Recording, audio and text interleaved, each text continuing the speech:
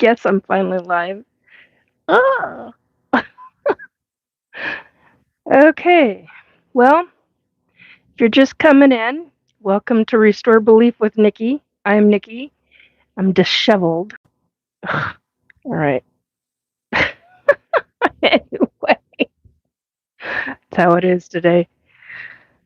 Um, okay, so welcome to Restore Belief with Nikki. I'm Nikki. I'm Nikki Jacobs. I am a there we go. I am a psychic medium, ET abductee, uh, survivor of SSP, amongst other things.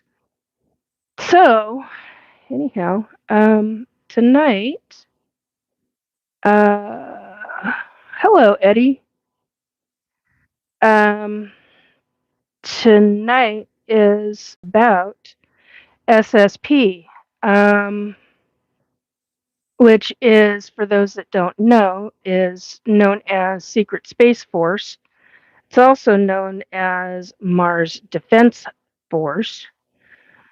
Um, and I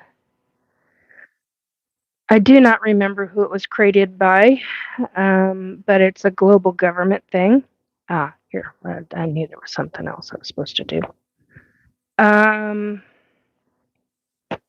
so, and I'm late. I'm in the process of going through the beginning of another migraine. So, uh, oh, I'm glad you liked my channel, Eddie. Okay, let's see. Will that work? Yes, that will work. Hopefully with that. Oh, okay, so I shouldn't have any buzzing. That's what I was worried about. That's what we had last time. So I'm glad I realized that I needed to unplug.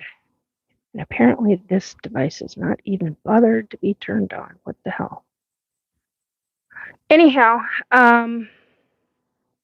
so welcome to a 10-minute late, 8-minute late show. I don't like calling these shows, but anyway, broadcast. Um, anyway, I wanted to talk about something, but I can't do that without having my other device up and running, which is what I'm trying to get going right now. That's just how it is. The other thing is that I'm going to be doing. I'm going to go ahead and do card decks tonight. See how that goes. It's been a while. Hi, Charlotte. Charlotte. Anyway, hello. It's good to see you here. Hopefully. Whoa. Oh, this is bad. Oh dear.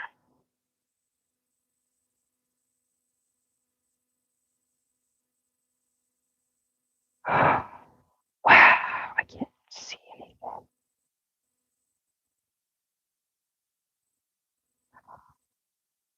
Well, I did it. I got it open. Oh dear. Well, I was going to be reading off of this, and apparently I'm not going to be able to. Oh, if I'm lucky. If I'm very lucky, I might be able to. The screen is going on this, so it's gotten really bad. Shit. I was really relying on this tonight.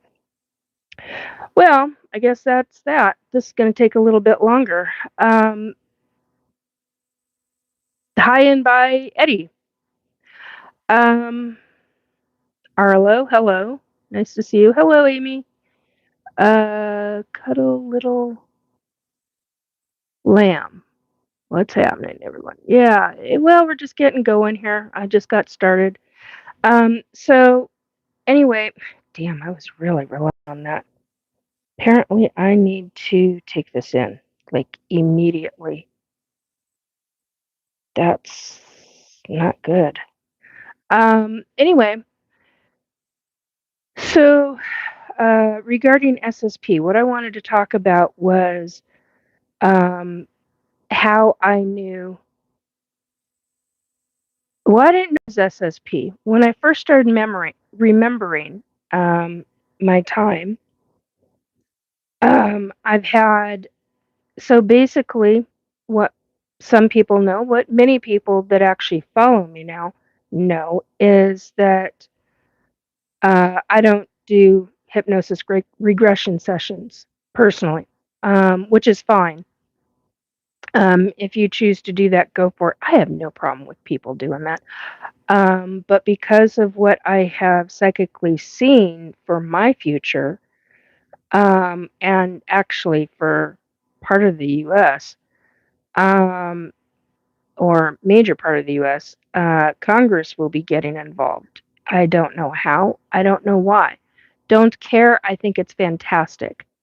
You look pretty for your. Thank you. Appreciate that, Alondra. Thank you.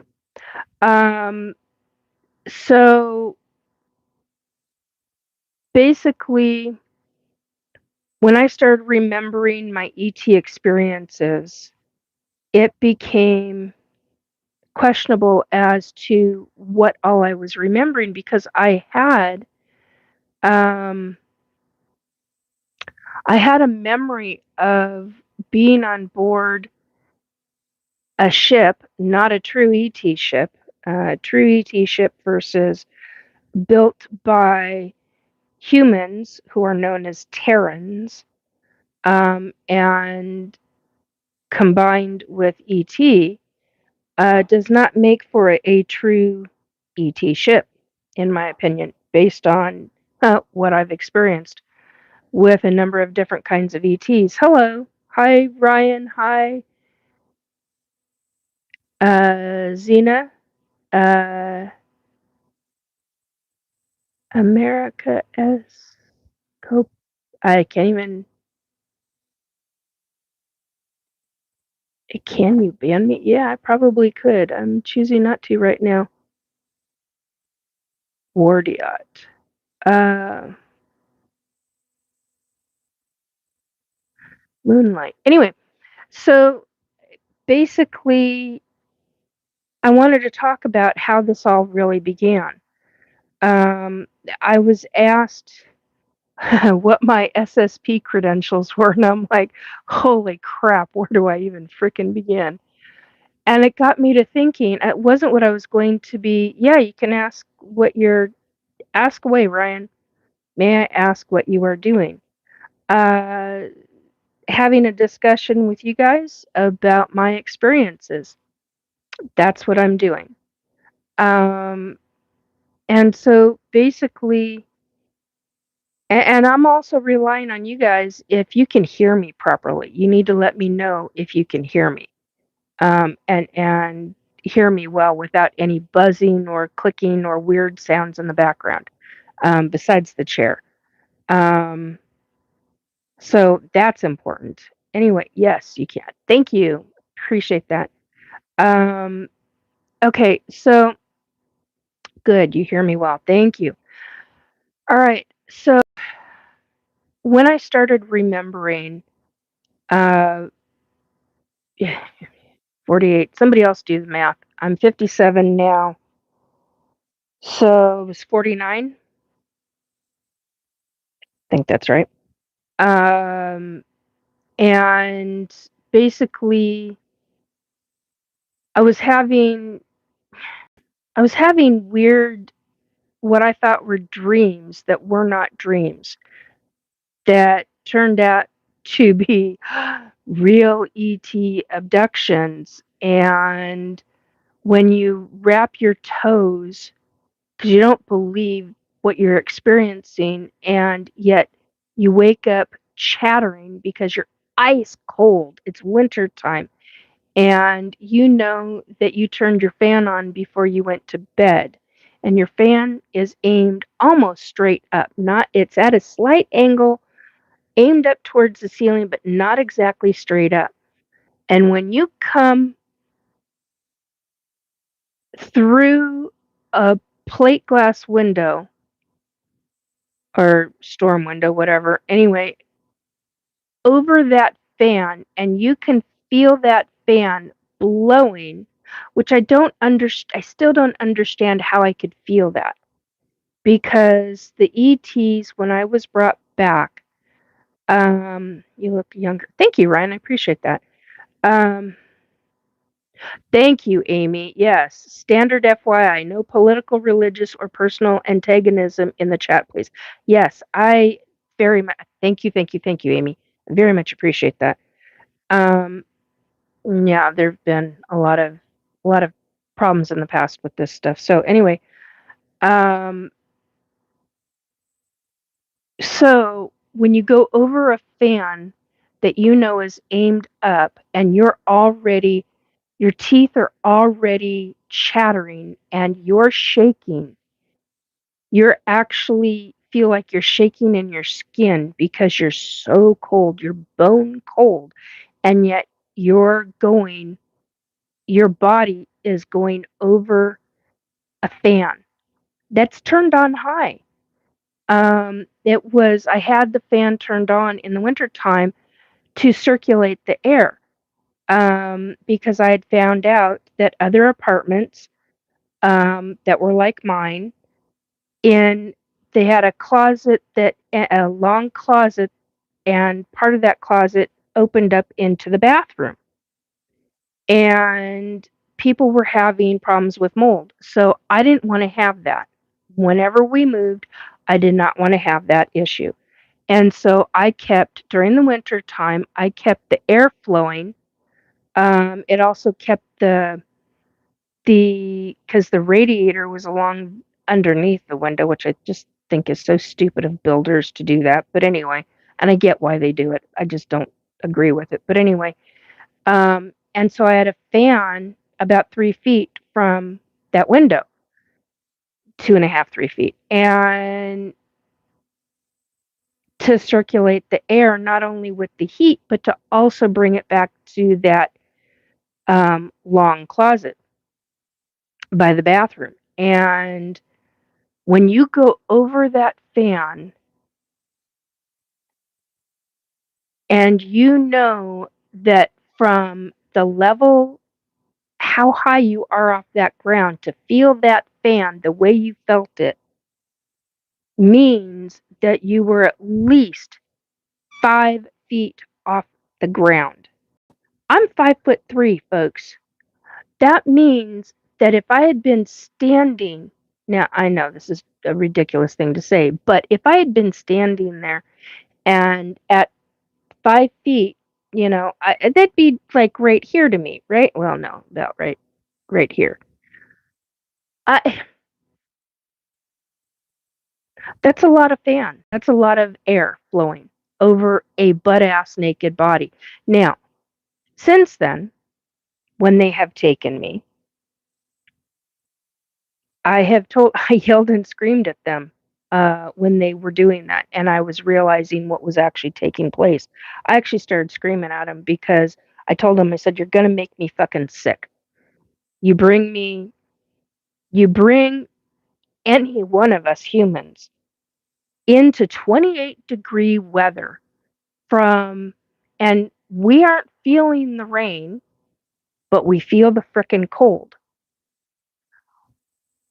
You're taking us from a ship that has essentially a bubble around it or in it. I still haven't figured that one out. And you can pretty much walk bare ass naked on those real ET ships. The ships that are the metal is living metal on the inside. The ships that the humans and that the Terrans and the ETs build together, they aren't anything like this. They're all solid metal. It's specific kind of metal. I still don't know what kind. I don't give a rat's ass what it is. But on a regular, real ET ship, the metal on the inside of the ship is alive. It's living. It's conscious. You could basically walk around butt ass naked on one of those ships and be utterly and totally and completely comfortable. I'm not joking when I say that, though. I mean, Air-wise, you would be completely comfortable. Many of us are not nudists. So, hello, we would be very uncomfortable with that, right? Well, so, um, although you're not walking around butt-ass naked on the ship, you're walking around in a essentially a skin suit. It's just you feel like you're butt ass naked. I do have to say that. Um,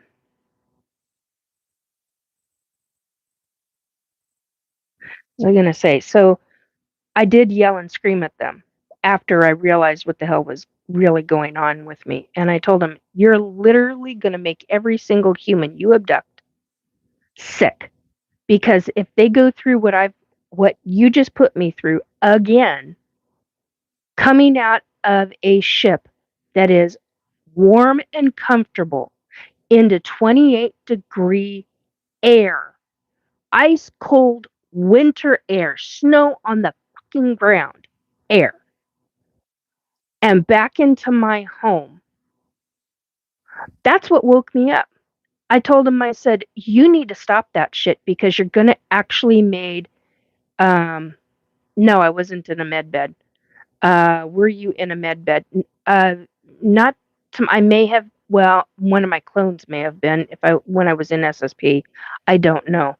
They have a tendency to get rid of the clones pretty freaking fast, but that's a different subject. Anyway, and something I just realized in the last couple of days is going to come into play with this. So, anyway, do they look like and where did they come from? Yeah, that's okay. So, some of them are Pleiadians, some of them are, which I don't talk about very often, some of them are Arcturians, some of them are the Greys, some of them are hybrids of multiple different races, species of ET. So you're looking at flesh colored, like Caucasian colored. You're looking at um, folks who have Latino colored skin. You're looking at blue skin. You're looking at green skin. You're looking at gray skin. You're even looking at like a taupey, tawny, brown, leathery kind of skin that is kind of like reptilianish, but it's not. They're not. I just don't know what they are, but I know that they're not reptilian. I don't know how to explain it other than that. Um, I have seen all different kinds of um, skin colors on extraterrestrials. All different kinds of skin colors. I think probably, I was going to say every color in the rainbow, but I've not seen purple. I've seen green, I've seen yellow, I've seen blue. Let's see. Black, blue, green. Oh, I've seen red. The 12-foot spiders, they're black and red. How's that for you? Yeah, you're welcome. Um, so, oh, I need to check this again. I do this every damn time. Whoops, whoops, whoops, whoops. I hit the wrong button. This is the one. Okay. Chat filter. See, this is my problem. I do this every damn time. I forget to put it on all. Um, sounds painful. Yeah, actually, it can be painful. Okay, see, that's a question. That's a statement I missed. Great for 50 cents. Thank you. I appreciate that. Okay, so I got everybody. Good. All right. So back to how all this. So when I first realized, I mean, I had these weird memories. So I debated on whether I was going to get into an ET support group or, I, I mean, I really debated on it. I didn't know if I was even going to even talk publicly. What ends up taking place is that here I'm going through these memories, talking to different people, and I meet somebody who facilitates one of the groups that I'm actually in now. And She's like, "Nikki, with what you're talking about, I'm wondering if you were my lab." And I'm like, "What the f is my lab?" Well, military laboratory. Military laboratory. Um, and because I did start getting into groups, and I started listening to other people, and certain people recognized me. And I'm like, "How the hell do you recognize me?" "No, I recognized you when you were younger." And I'm like, "Okay." And then I came across a Facebook game app, and I'll be damned if they didn't put military in it. And I went, "I wonder what I would look like as that." And all of a sudden, when the image showed up, they did the AI converted image, and it was damn frickin' close to how I looked in the 1990s. Long braid. Now, I used to French braid my hair. When I saw this image, and of course it was military, and I was holding it, the image showed a gun, which doesn't bother me in the least, and a beret. And I looked at that and I started having trigger flashbacks. I mean, one after another, and I got really rather. Um, I was trying to avoid projectile vomiting. Let's put it that way. So I got sick. It really affected me. And I don't talk about that part very often. But going back, so I showed that image in group, and so many people went, "Oh my God, that's you! That's what you look like! That's what," and that opened up a whole world of things and different kinds of it. And then I started having all sorts of flashback memories, and oh my God. So basically, going back to this situation of being taken back through, oh, good. I'm glad you enjoy it, Ryan. Hello, Carlos. Um, Going back to being brought back by 2ET, they were the 7 foot tall, and I can only call them whites. They're they're grays, but they're 7 feet tall, um, and they're so pasty gray that they're actually from a distance look white. Okay. That said, when I was brought back by them and I didn't see them, I felt their hands on me. Okay? Big difference. Um, and I went over the air. I went over the fan that I described a few minutes ago. Because the air, and it was on high, so it was really pushing air up and quickly.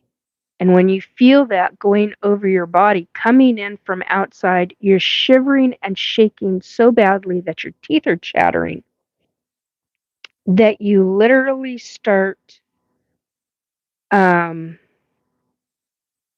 you start becoming aware in your head, "Oh my God, I'm so cold. Why can't I get warm?" And the next thing, there's so many different little things, and I know I've talked about all the big ones. I don't know if I've talked about. I don't honestly remember talking about all the. There's so many different little nuances to this. Little things that it's like it happens in like just a fraction of a second. Um, Things like what I just said, the thought process. Um, why am I cold? And I was supposed to be in bed, and I'm realizing I'm not in bed. Where the fuck am I? And then I'm realizing I'm having the sensation of coming down. Another realization, I'm feeling like I'm starting to go through blankets. Why am I going through blankets? And then I go to stretch because my body hasn't absolute uncontrollable stretch mechanism that just kicked in. And I stretch, and as I stretch, which is something that the ETs, for whatever reason, could not control. They completely thought, "Hey, Drew, it's good to see you, dear." Um, they, I believe, looking back on all this now, I believe that they totally thought that I was under their control until I stretched. I think that the teeth chattering, although it was a hell of a lot faster than that, um, I think that was normal for them to hear, and I don't think that they thought anything of it. And when you think about that for a second, that should piss you off big frickin' time. Um, because they're doing this to so many people. You're looking at thousands of people who are being abducted on a regular basis. Think about their protocols. I guess the main word now these days is protocol. So think about protocols. They have a set of protocols that they've got to go by. That may be one that they, as an ET, yeah, it's, hey, Robert, laugh out loud, you under their control, never gonna happen. Now that I appreciate. Yeah, because um, there there've been a couple of times I've come back and they'd laid me down and I was in the process of screaming at them. They couldn't shut off my mouth in my head. And they'd lay me down, let go, and I would pop back up out of bed and I would just be standing there looking up there and just go, fists are like this and they're down by my side and I'm just screaming at them, verbally screaming at them, finishing my sentence from what was in my head because now they don't have control of my mouth. And I know that my voice is going to be a hell of a lot louder than what I'm saying in my head, and they aren't going to like that. And and they pissed me off. So yeah, I've come back, woken up. Well, woken up. They've released control of me, and I will be standing there, and I will be screaming bloody fucking murder at them for something that they did. And there have been a couple of times where I've come back and told them, "You fucking touch me again. If I have a knife around me, you're dead. I'm done. You're not going to fucking take me anymore." And come to find out, they weren't the ones that put me in the hybridization program. These are the MFers that were taking me for SSP. Big difference between the ETs. They still look the same, but their alliances are completely different. Really frustrating over that one. Learned a lot over that too. So the other ones I get upset with regarding um, parts of the hybridization program and some of their protocols I have a hard time with, but grand scheme of things, yeah, I get angry about it. But these MFers, um, yeah, I've been known to, and Robert's right. I've been known to stand just yelling and screaming at them, and by this point, they're halfway out they're halfway out the wall, walking through the wall. I can feel their energy. That's why I know. Like son of a bitch. So anyway, I wonder if the footprint ever faded away with the kicked one.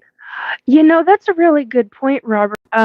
When I was coming down and stretch and had this uncontrollable stretch, eight numbers, 8 on the number thing right now.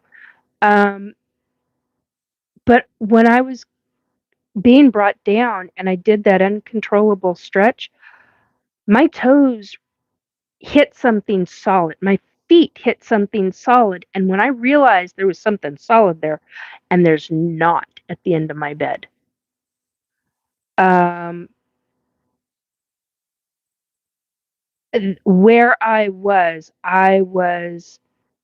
Like, here's the end of my bed. I was like this far at the end over my bed.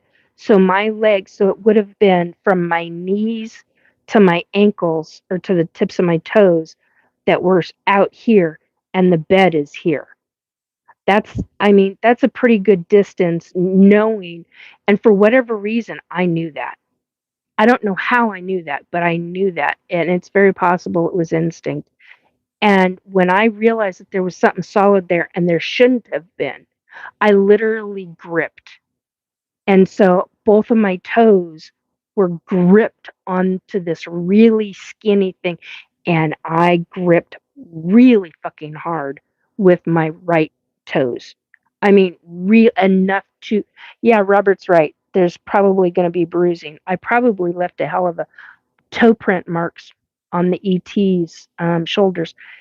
And when I felt my body go through the blankets and my clothing being put back on, I can't even describe, I don't even know how to describe that feeling. You just 1 second you know you're butt ass fucking naked. The next second you can literally feel clothing do that. You see what it did with my hair? That's exactly what it felt like. Um,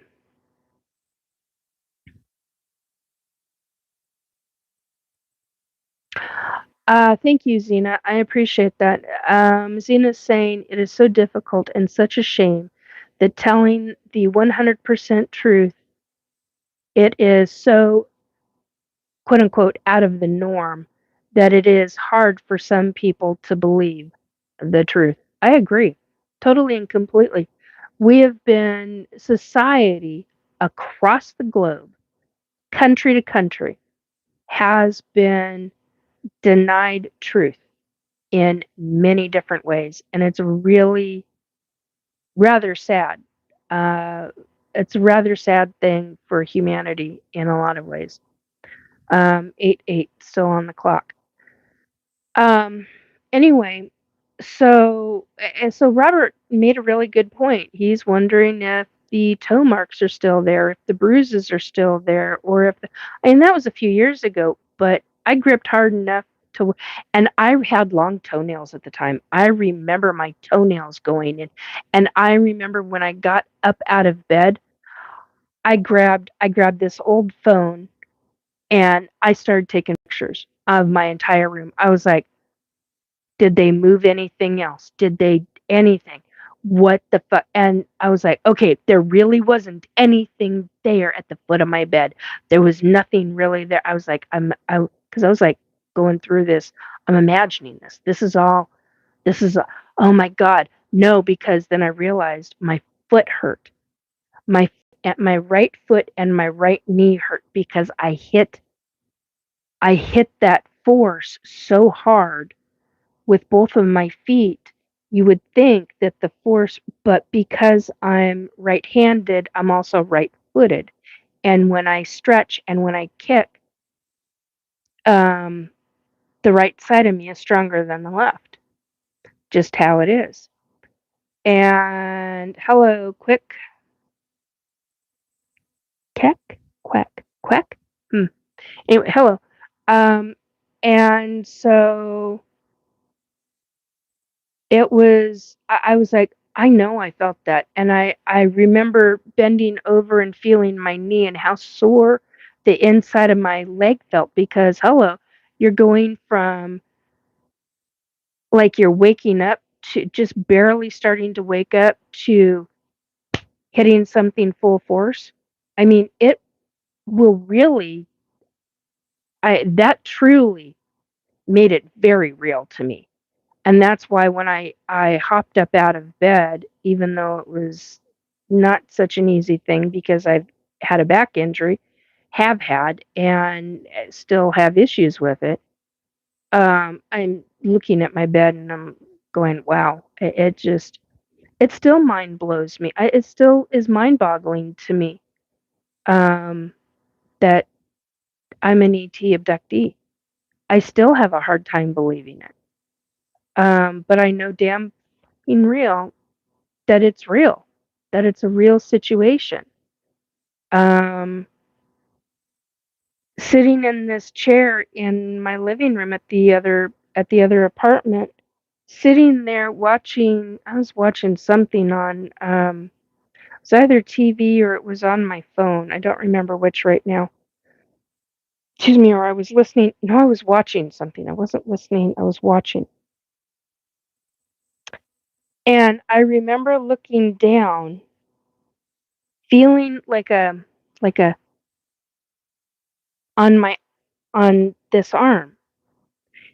And I remember looking down, and then the next thing I realized, I can't move. I'm sitting here with my neck crooked over like this, and I can't move. And wouldn't you know, there's a chunk of skin, real thin slice of skin that's gone off my arm right in front of me. Hang on, start coughing.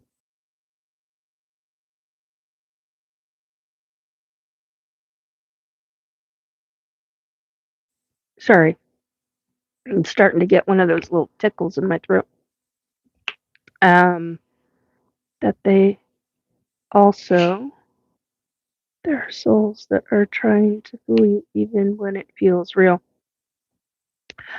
Those are usually demonics. As somebody who has dealt with that before, these are not demonics. Not by any stretch of the imagination.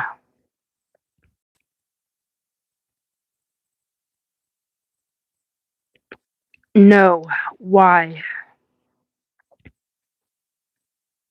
Is this a game that's going on? Because I've had this for 4 weeks now. Everybody asking me to say that number. Must be a uh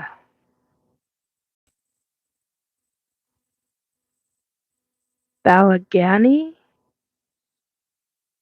You know what? Your jokes are funny. You are very, very funny. Okay. Thank you, I think.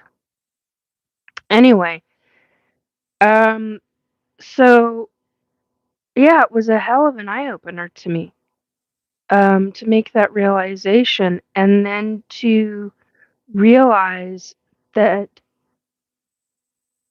these are not dreams and that my brain is being fucked with and in such a way to make it feel like dreams. So the next time I had this kind of situation, I said, "Why are you doing the dream thing? I know that it's not a dream. Quit doing the dream thing." And they stopped. And now it's just memory, like regular memory. And that I appreciate. I've gotten to remember um, many of my kids, 7 since then. I think it's been 7. I don't know. I gotta frickin' do the math on that one. That's not gonna happen tonight. Um, what is the numbers nonsense? You mean what they're typing in, Amy? What they're asking me to say? I think it's part of some kind of online game, but I don't know that for sure. I've seen it on other live broadcasts. Yeah, I think that's what it is, but I don't know for sure. The numbers that I read off, like right now, it's 12 and 8, but those typically don't mean anything. I noticed them, and you can look them up under Angel. Google it with the number, and then Google calls it an angel number. It's part of numerology, but what they're doing in the chat, I suspect it has to do with some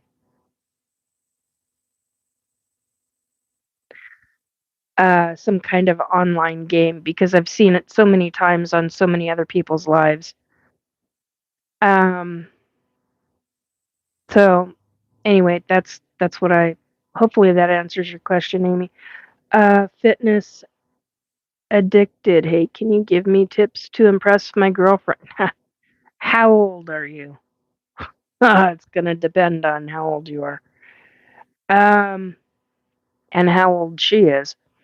Anyway, uh, going back into so that's how me recognizing it was all really real. Shortly thereafter was when I was walking through my hallway at the other apartment into my kitchen and was looking down at my phone, and on my phone was I was scrolling through Facebook, and a link, or not a link, a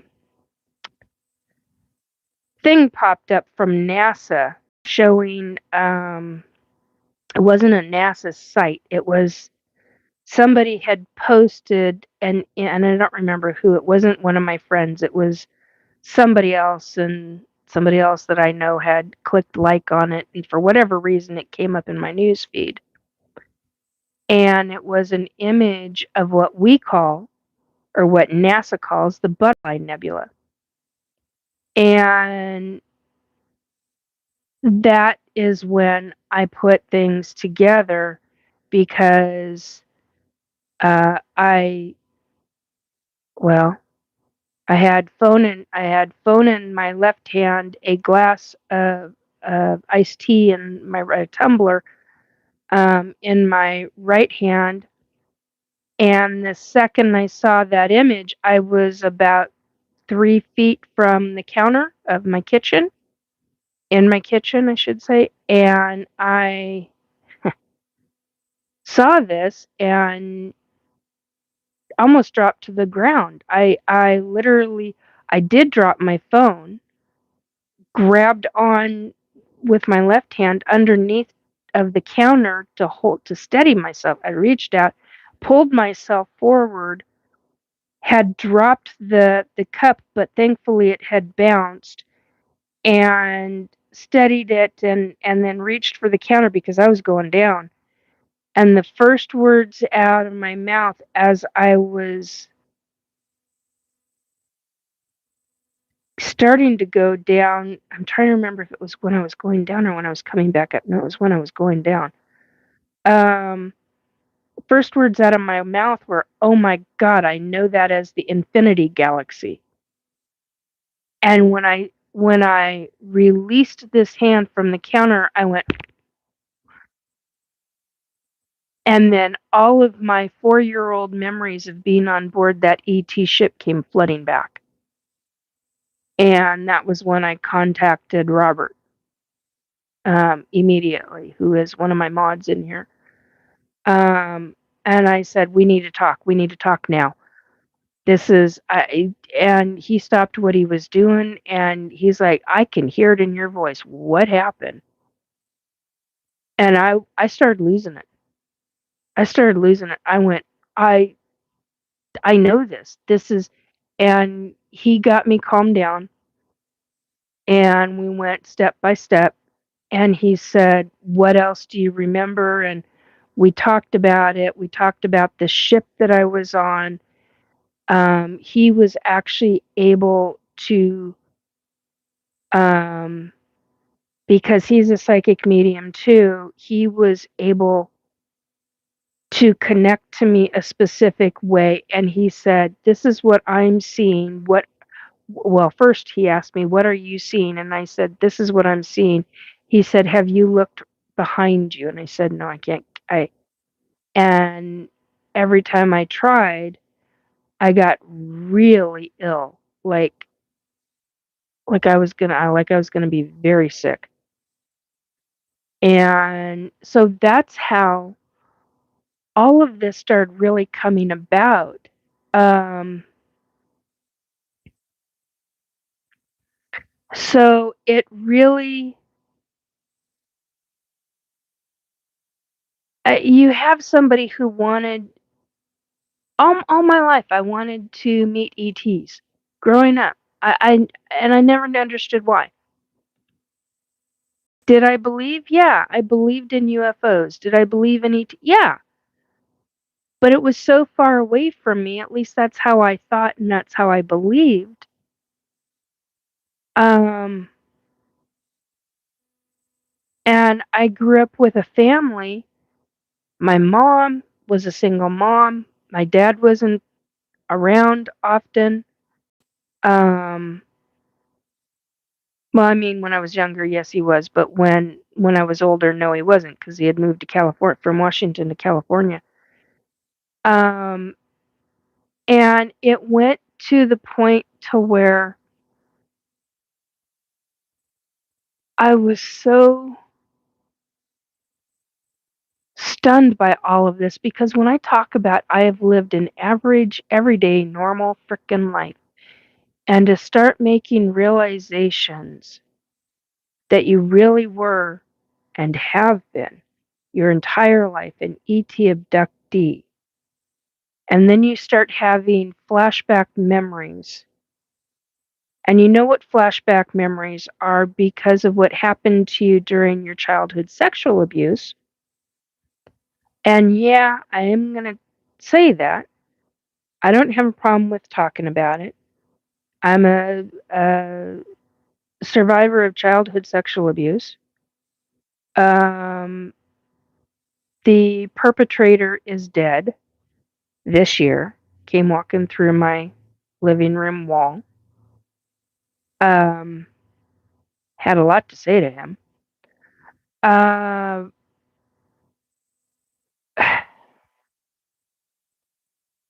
so you're you're a survivor of parental divorce. You're a survivor of stalking. Um, both your biological father and your stepfather. Um, and your mother took you into hiding to protect the two of you from. So, yeah, I've been through a shit ton of experiences in my life. Okay, so this totally is.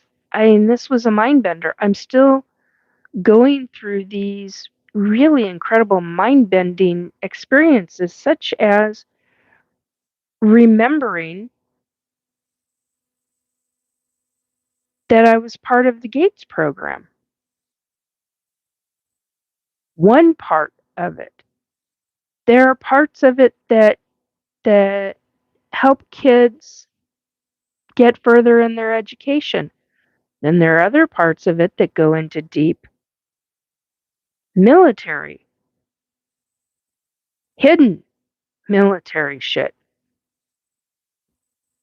And I've started having memories of that. And that's where I am now. And I'm like having a hard time with it. I'm having a really hard time as a mother with this. Not, I'm having a hard time with it with my experiences. Yeah, I get that. But when I think about anybody doing this to a child, deliberately doing this to a child, that's when I get really, really angry. And that's when I can't say my rage kicks in, but it's like, it's something I try not to think about. Let's put it that way, because it gets real nasty real fast. Um, Robert, if what is behind isn't meant to be seen, have reflective surfaces. True. Very true, Robert. Zena, my heart goes out for you. I believe you 100%. Thank you for that. Yeah, not a lot of people do, and that's fine. But the fact that I'm even talking about it, we're back to 8 on the numbers. The fact that I'm even talking about it publicly, I've got family that think I'm delusional. And okay, so be it. I've never been schizophrenic. I've never had any other issues, had counseling for the childhood sexual abuse shit, went through that, dealt with that, and thank God I had that counseling because that's what's gotten me through all of the crap that I deal with the ET shit and now the SSP shit. Um, so I'm incredibly thankful for that. But what I wanted to get into, I mean, you think about this. How do you? It is mind-boggling, especially nowadays. I can't even fathom what the fuck they're doing nowadays. I don't even want to know.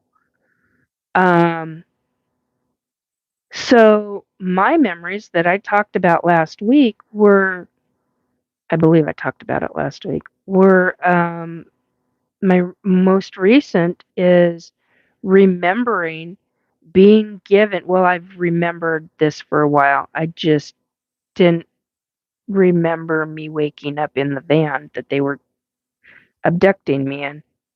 Actually, physically kidnapping me in is how I should say that. Um, so there were two guys. Um, we had testing in class. I do not remember there. I only have one memory out of. I have a photo. Here's the thing that you need to know about me is I have a photographic memory. Okay, I've always been very good at it. Granted, as I've aged, I let some things slide. I don't even bother with some things regarding that part of the memory stuff anymore. It's there, but it's like I don't take notice of it anymore. Um, but here's the thing about me. I remember my childhood very, very clearly. Why is it that I have no memory of second grade? I can tell you what happened in kindergarten. I can tell you exactly where the gerbil, well, it wasn't gerbils, it was hamster, where the hamster cage was. I don't know why I get those two little rodents mixed up. One is so much bigger than the other. Anyway, I always do. I always F those two up. Anyway, I could tell you when I was in kindergarten where the freaking, I just about did it again, hamster cage was at, where the fish, where the fish tank was at, where the not desks. Can't think of all the stuff at this sec. I'm losing names for different things, but anyway, I can still see it in my head how the whole place is laid out. Kindergarten, first grade. No, that was preschool. Preschool, kindergarten, first grade, second grade is gone except for one memory. Hey, Mr. B, how you doing, hun? It's good to see you. Um, you should put cameras up in and around your home. Yeah, I should. I don't have the money for that though. How to develop photographic memory. Share some tips. Oh my God. I don't even know how. It's just there. If you have it, you have it. If you don't, you don't. Um, you want to remember a room in the blink of an eye. That's what I've always done. It's memory in the blink of an eye. Hey, Christian. Yeah, I am.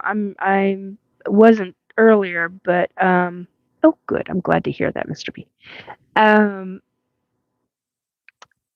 I wasn't earlier. I was in the process of getting a migraine and that's finally subsided, so I'm very thankful about that. Anyway, it just becomes very interesting regarding the memory stuff and why nothing. Second grade, one memory out of an entire school year. I have I have a that's technically okay, if you're gonna get technical. I have one full memory of walking from the classroom. and I couldn't tell you where the classroom is, that's a dead giveaway for me.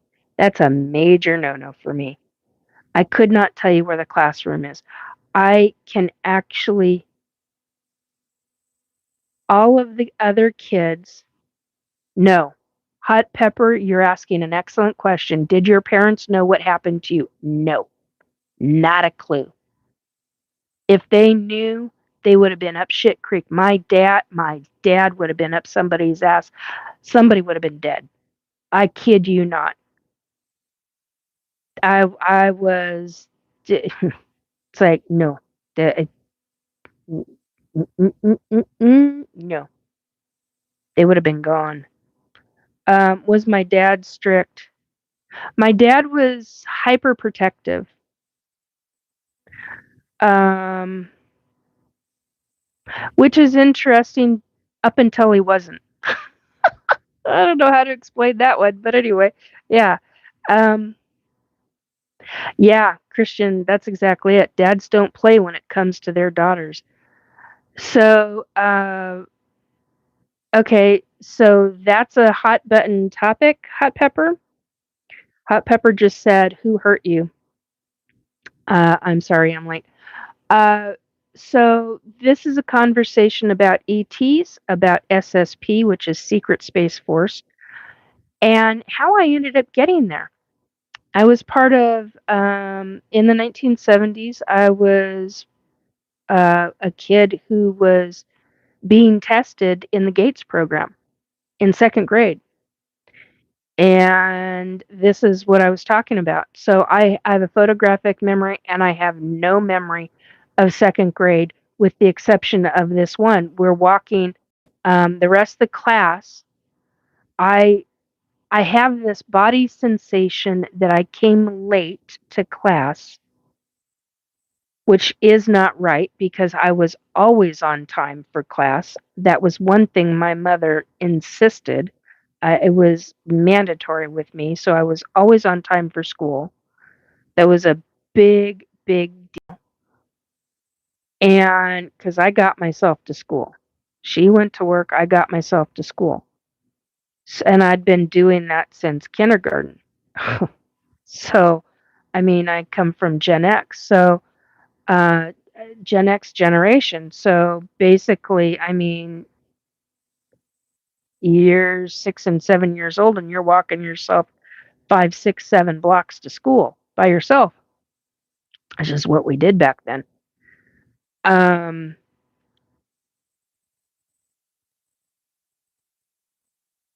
aesthetic 895. Hi.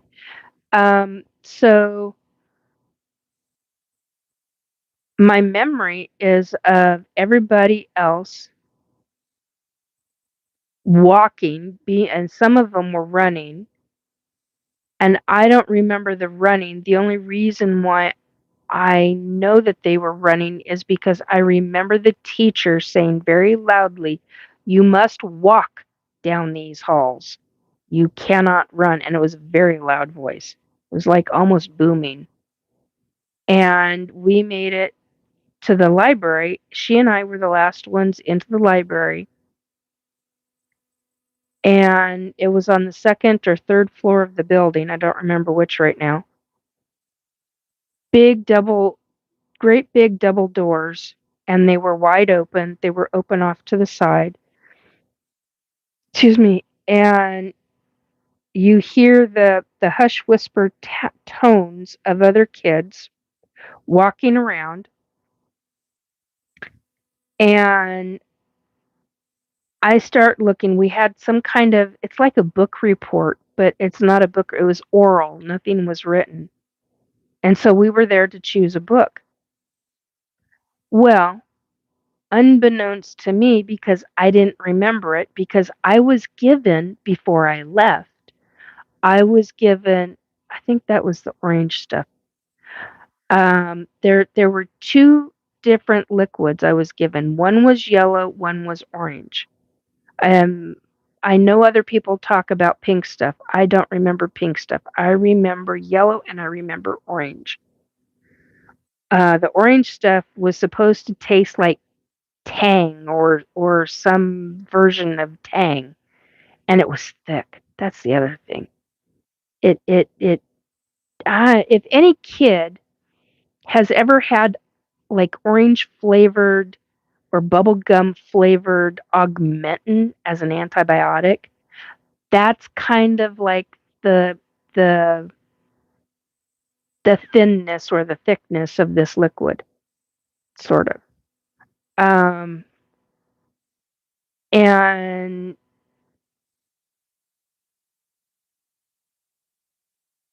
sorry, I'm getting lost in the memory.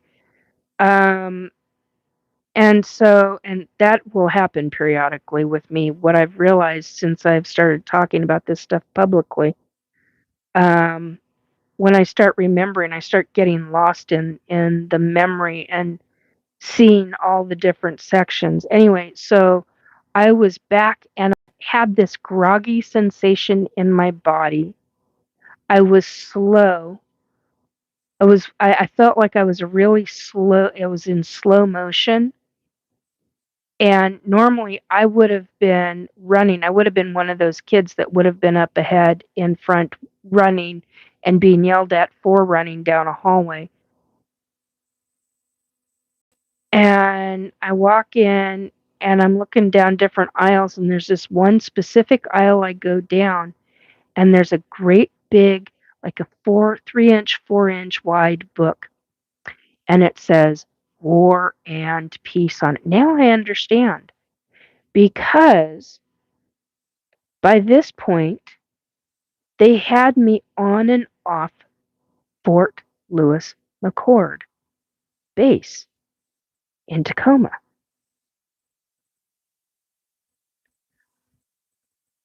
So, I understand this now. I understand why I've all these years, I've never frickin' understood why, as a second grader, as an 8-year-old, why I would want to even pick up a book that was titled War and Peace. Now I get it, because I was in the process of being heavily trained in a very specific way. Um, and spoil you. Oh, that's sweet. Um, uh, okay, let me scroll back up. Yeah, Amy, she says, I always won the perfect attendance ribbons. They were green, as I recall. Yeah. Uh, yeah, we had green and blue ones. Um, Christian, kids are like that again now. I'm 31 and was never out alone under 17 or so. Laugh out loud. Gen X came full circle. Boy, did we ever. I can't. Man, did we ever. Izarua. What are you talking about? Secret Space Force, the abduction of children by military, as well as by ET. Xena, James Rink, super soldier, and so many interviews with other super soldiers who have worked or been sold as slaves out in off-world special missions. Yeah, I know. I know James. Personally know him. Um, Christian, I still drink Tang. Do you really? God, I can't. I never understood why I couldn't stand it. Now I understand it. It's because they were equating that orange drink as a form of Tang. And it didn't dawn on me until just this very frickin' second. I remember being at home and mom telling me, "Oh, I got a container of Tang." And I remember thinking, "Oh, cool. Can you make it?" And then I said that out loud to her. She's like, "Sure." So she made me some, and I'm like, "This isn't the Tang I know." She goes, "What are you talking about?" And I'm like, "It's supposed to be thick." And she goes, "No, Nikki, it's not. It's supposed to taste like orange juice or She didn't call it a facsimile. What did she call it? She called it, it's a word I'm missing. Oh, and I can't even see the word. Usually I can see the word when I think of it, and I'm not even thinking of it. But anyway, she called it something else. And that was really when I realized that the drink that my mom was getting was not the same stuff that I was being given, that they were calling it's a version of Tang. Well, I didn't understand what version was, the word version.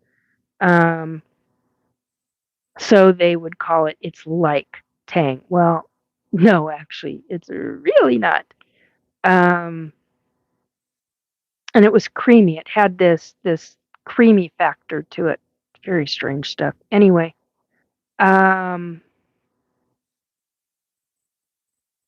hot pepper, when you were gone for a long period of time, did your parents recognize and call the cops to report you missing? No, hot pepper, because here's the thing. Now, this is what I talked about last week. What's pissed me off so much is the fact of making the realization as a parent, because I've got a 33-year-old son. Somebody did this to my kid. No one would stop me. No one would stop me. Um, no way in hell. Mother's wrath. Holy fuck. Um, so when I really started realizing how they were getting us out of the building, I don't know how they got us out of the building, but last week I remembered the orange, being given the orange, told to drink, not given, being told to drink the orange drink. I had cards. I had white cards. They were about yay big in front of me. They were white. When you turned them over, they had different designs on them. I can't remember what all they were at this second. I got lots of different images floating through my head, and I can't seem to grab one of them to tell you what they are at this second. Stupid stuff, and in my opinion. But anyway, um, I had 3 cards. A fourth one was put down. I was told to drink the stuff. I drank the stuff, and I got super sleepy. And the next thing I know is I had to put my head down on, just like we were taught in school.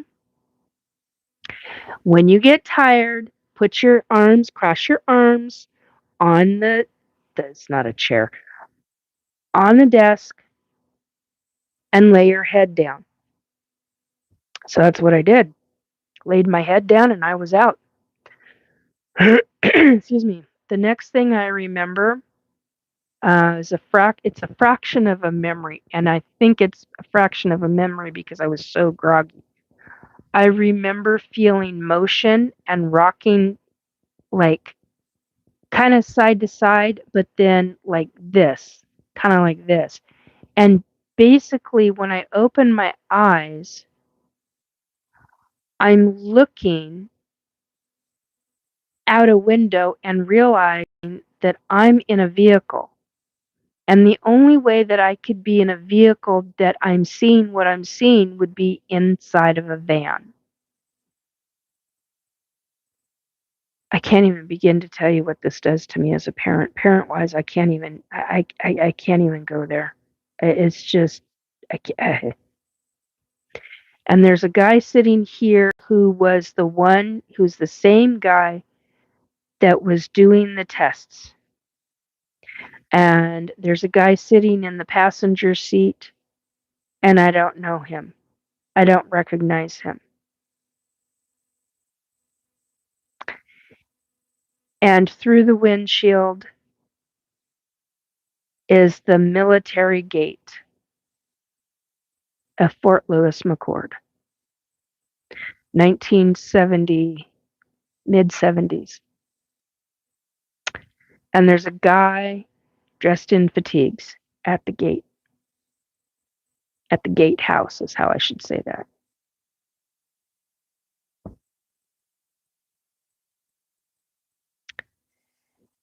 And the next memory I have is cement wall, trying to walk, having this really fuzzy memory of my eyes being closed, but this body sensation of being on an elevator. I remember trying to open my eyes and I can't open my eyes. I remember being told to walk. I know my eyes were open and I was walking, but yet I'm not seeing out my eyes. I don't understand that at all. I still don't understand that. And then when I'm opening my eyes, I'm looking at a hallway of cement. So you've got a wall of cement, floor of cement, overhead ceiling that looks cement to me, and something running across the ceiling. I don't remember what it is. It's black. I don't remember what it is though. I want to call it pipes, but it's like a real fuzzy memory. I more focused down on my level and what's around me, and I know that there's a guy behind me, and for whatever reason, I know there's a guy in front of me, but I can't see him. All I see is this cement hallway, and I don't understand why I can't see the guy. I know he's there. I not just feel him. He was talking to me at some point, but I don't understand why I don't see him. That makes no logical sense to me. And that's what I remember of it. Um,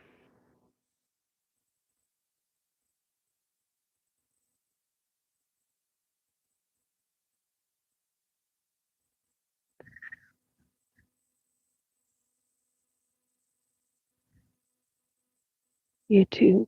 Yeah. Okay. Was it like you were gone for a week, but to them it was only a day? I'm not sure how to ask this. Oh, that's fine, Christian. Thank you. Thank you, Robert. Uh, Duncan. I did that when I was a kid in Scotland. Okay. Um, I see what GT. Okay. Um, so do they still abduct? The ETs do, yeah. SSP doesn't because I slowed my brain down after my back injury. And I got tested. The last time I was tested regarding SSP, let's see. It started my lives. I think I started my lives in 2001. I'm sorry, 2021. Sorry. 2001. Jesus, Nikki. In 2021. So I started the live broadcast in 2021. I started group in 2021, I think. I think it was 2021. Took me a full year to get into a support group. And then I'm in a number of support groups now because you're dealing with so many different subjects. Sounds about right. 2021. Yeah. Do they abduct your children too?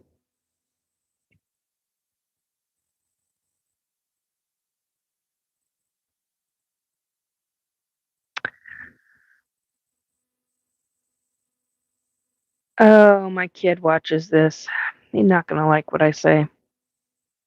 Do I believe they do? Yes. Do I know they do? No. I don't know for sure. Um, and then I can hear, but then why do you believe that they do? Because it's what I've learned about me is that no. Uh, what I've learned about me is that um, regarding it's about family genetics. It's about the genetic line. Um, I've learned that my mom was an abductee. Yeah. Um, so Hot Pepper is asking, do they abduct your children too? Um, and Christian is asking, do your kids believe or understand all of this? I have one biological human kid. No, he thinks I'm delusional. Um, doesn't believe any of it. Um, so it it is what it is. I mean, I get it. It's something he never experienced any of this with me. I totally understand that. Um, so, uh, it's how it is. It's and what do you say to that? I don't have anything. It's what they believe. That's how it is for them. Because, like I said, I've lived an average, normal, everyday human existence, and to make these realizations and to remember all of this and to figure out how it's all been done. Oh my God. I now understand why so many people question what they experience. Um, yeah, I do. Pepper, yeah, Hot Pepper is saying, I remember a while ago you said you have kids with the aliens in space. Yeah, I have hybrid children. I have over 30 hybrid kids. That's a mind boggler alone, right there. I mean,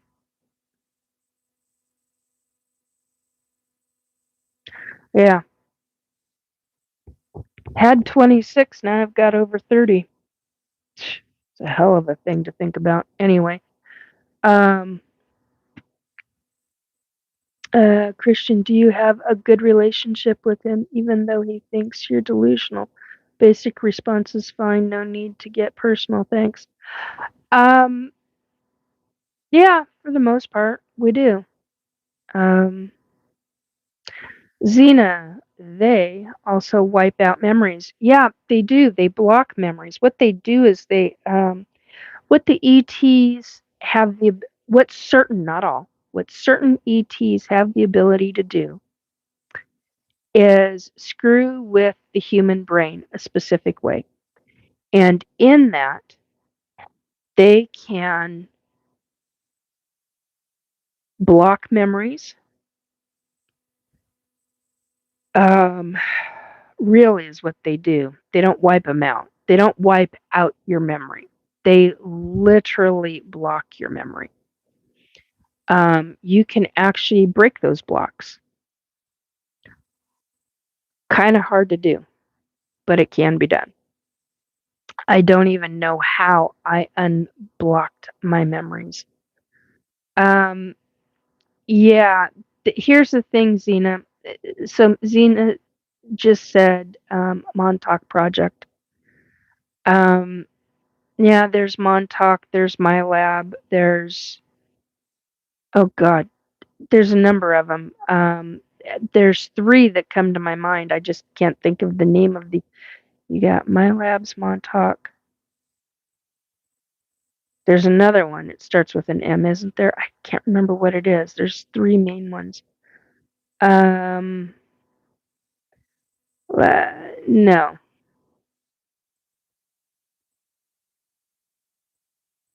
not going there. So, it really gets convoluted. I can totally understand. Yeah, I do see UFOs periodically, once in a long while.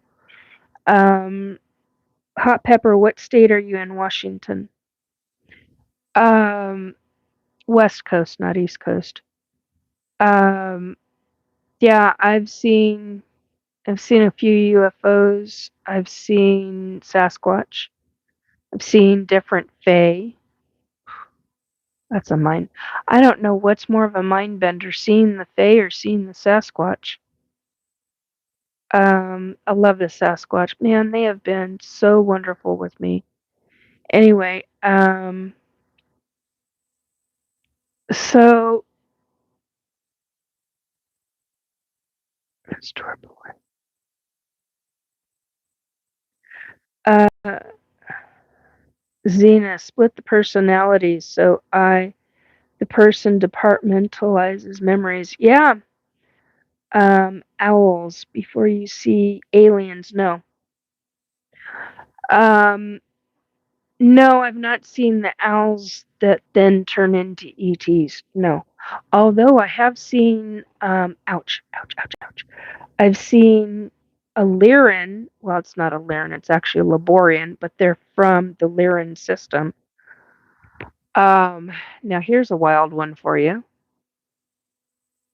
I've seen an ET shapeshift. That one still trips me out hardcore. Um, hmm, he was beautiful too. Tell us. I have. I've talked about it. I've talked about him before.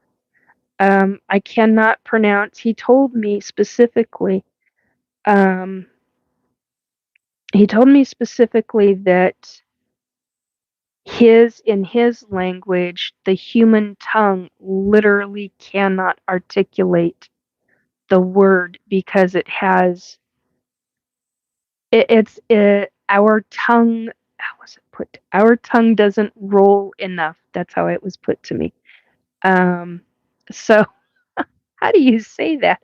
Our tongue doesn't roll enough. Excuse me. Um.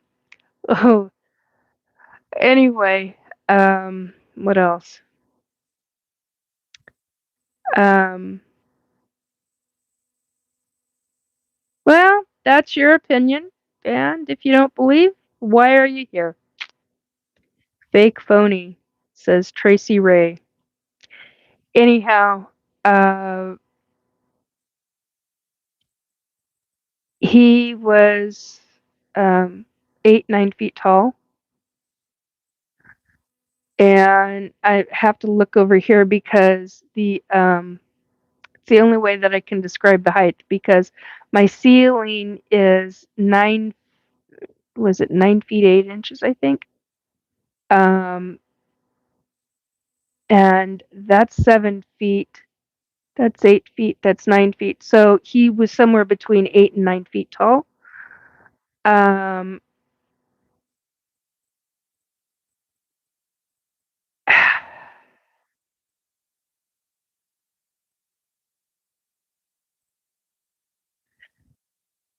wow. And sorry, there's names in chats that just really stunned by. Doing fine. Um, wow, that just kind of threw me for a loop. Anyway, hang on. Okay. Um, so can't say his name in the human mouth cannot handle saying their names. So I was given a short name to call him, and I don't talk about that publicly. Uh, beautiful, beautiful human looking person. Um, not they, sorry, I started to read chat, and I need to not do that when I start talking about some of these. Anyhow, Balls.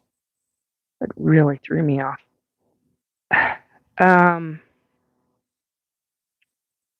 so he's standing there. He looks like he's just this most beautiful human with really long. I don't think I've ever described his hair. Described him in different ways. Extremely muscular, kind of a lot. Well, not kind of a lot like uh, how Arnold Schwarzenegger used to be in the 1970s when he was bodybuilding. Only imagine someone 8, 9 feet tall, bigger in muscle, not his face, but bigger in muscle on the body. Um, looked, he looked more,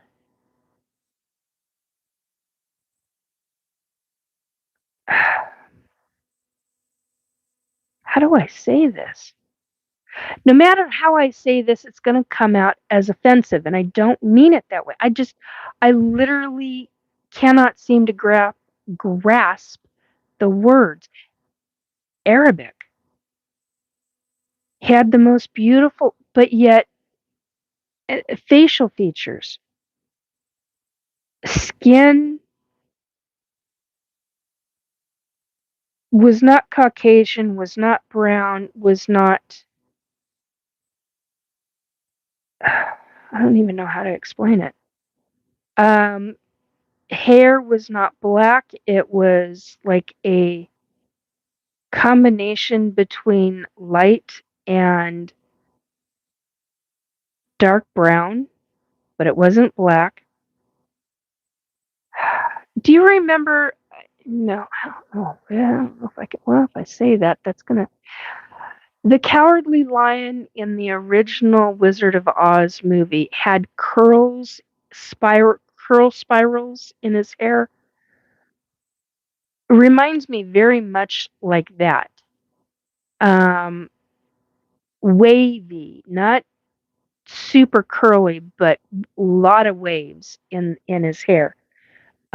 In this ET's hair, and but the muscles, oh my God, from the tips of the toes to the top of the head, he was gorgeous.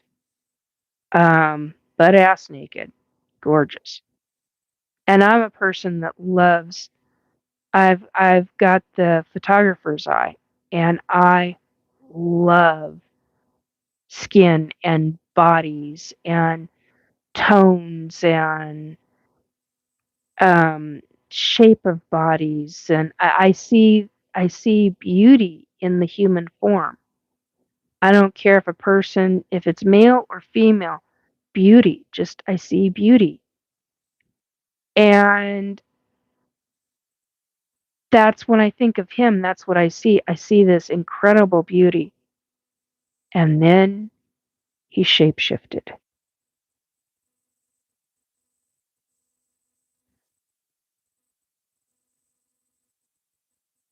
He didn't shapeshift all the way. He shapeshifted half to where his skin became fur. And it's like maybe that long of fur. And I've never described the color of fur, and I'm not going to because that will out him. If he's ever seen by other ETs, that will out him. And I won't do it.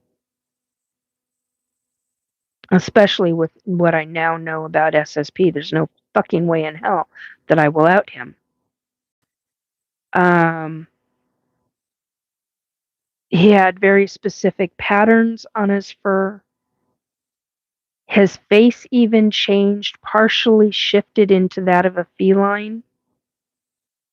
His nose became flat. It went from this rounded thing to opening up and spreading out, going from the top all the way down, very much like a feline, with the feline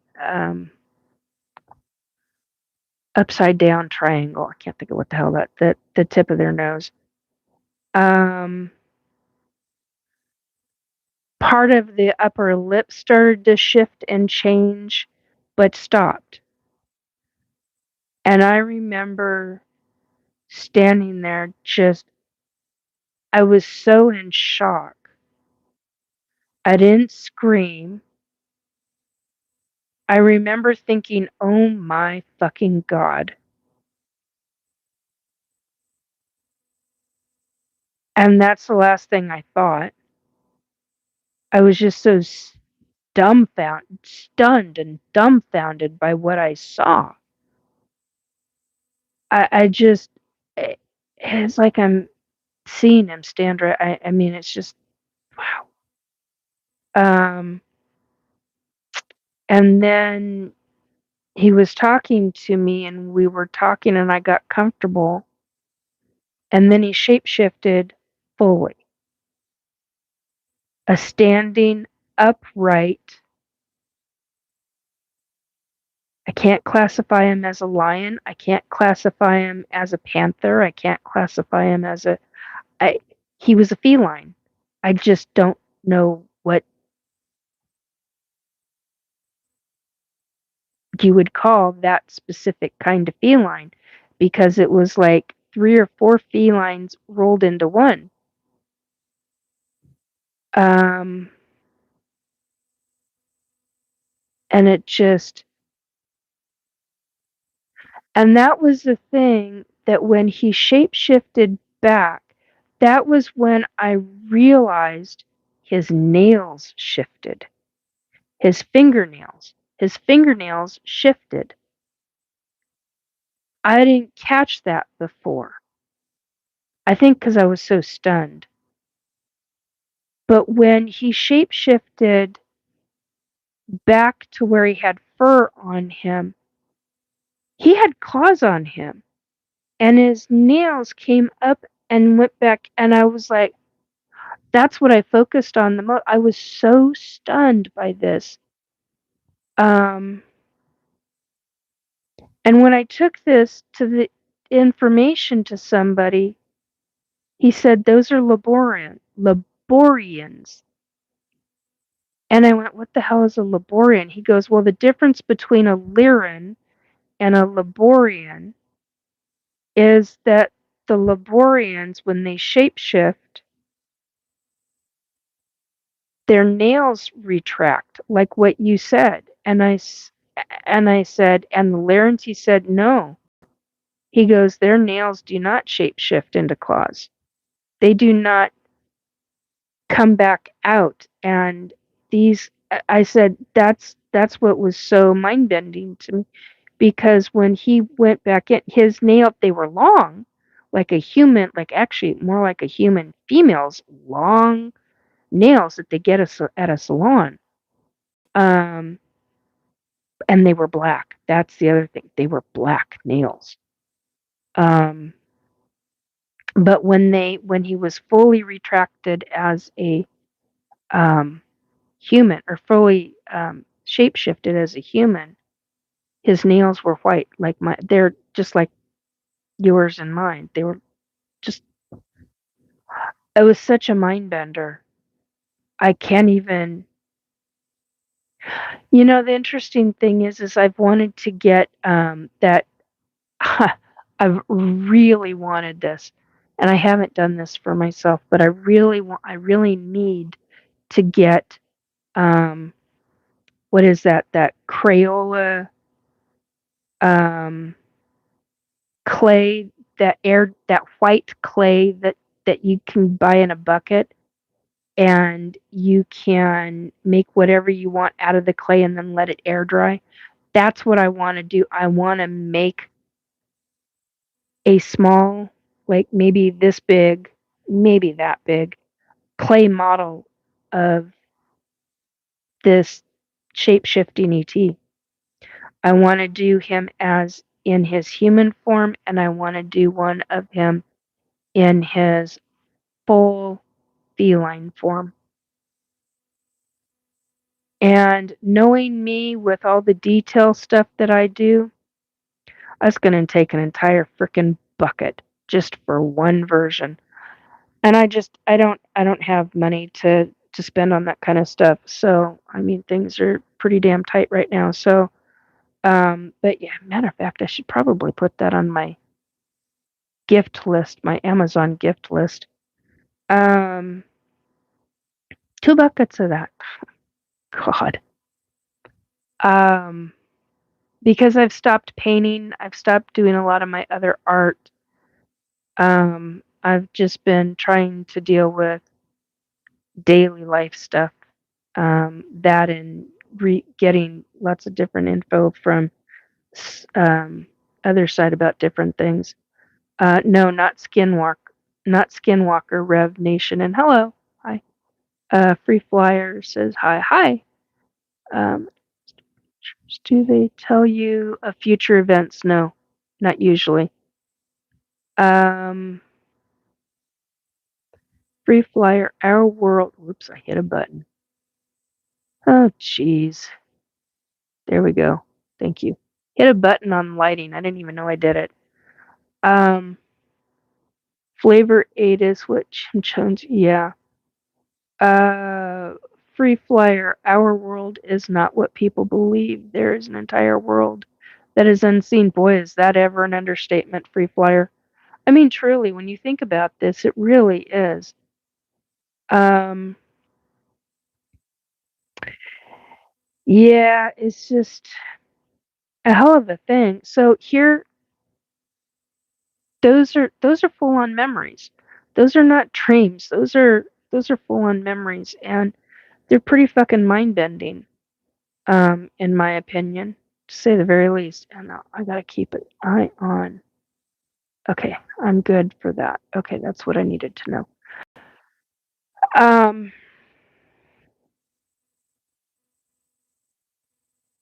I've never heard they before. Free Flyer Infinite Worlds, if you ask me. Yes, Christian, I agree. Infinite Worlds.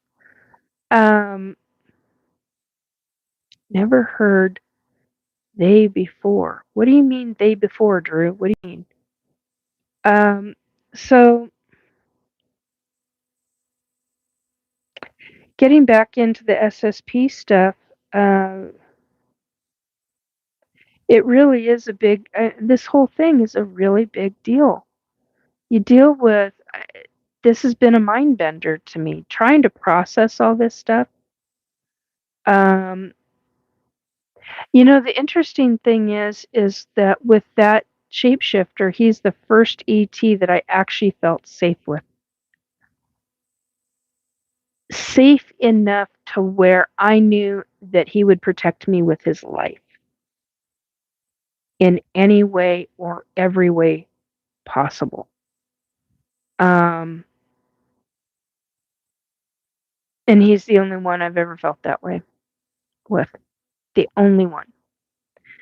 And he's one that I have talked about in the past on my live broadcasts, where I have stated that I just lost my words. I literally just lost what I was saying. Well, I guess that wasn't supposed to be said. Wow. Talked about it before, but I'm not remembering the words. It's literally taken right out of my head. Wow. The fuck was I gonna? Oh, he um he told me the reason why I felt so safe with him was because he and I had a past life together. And he showed me that past life, and I was like, whoa.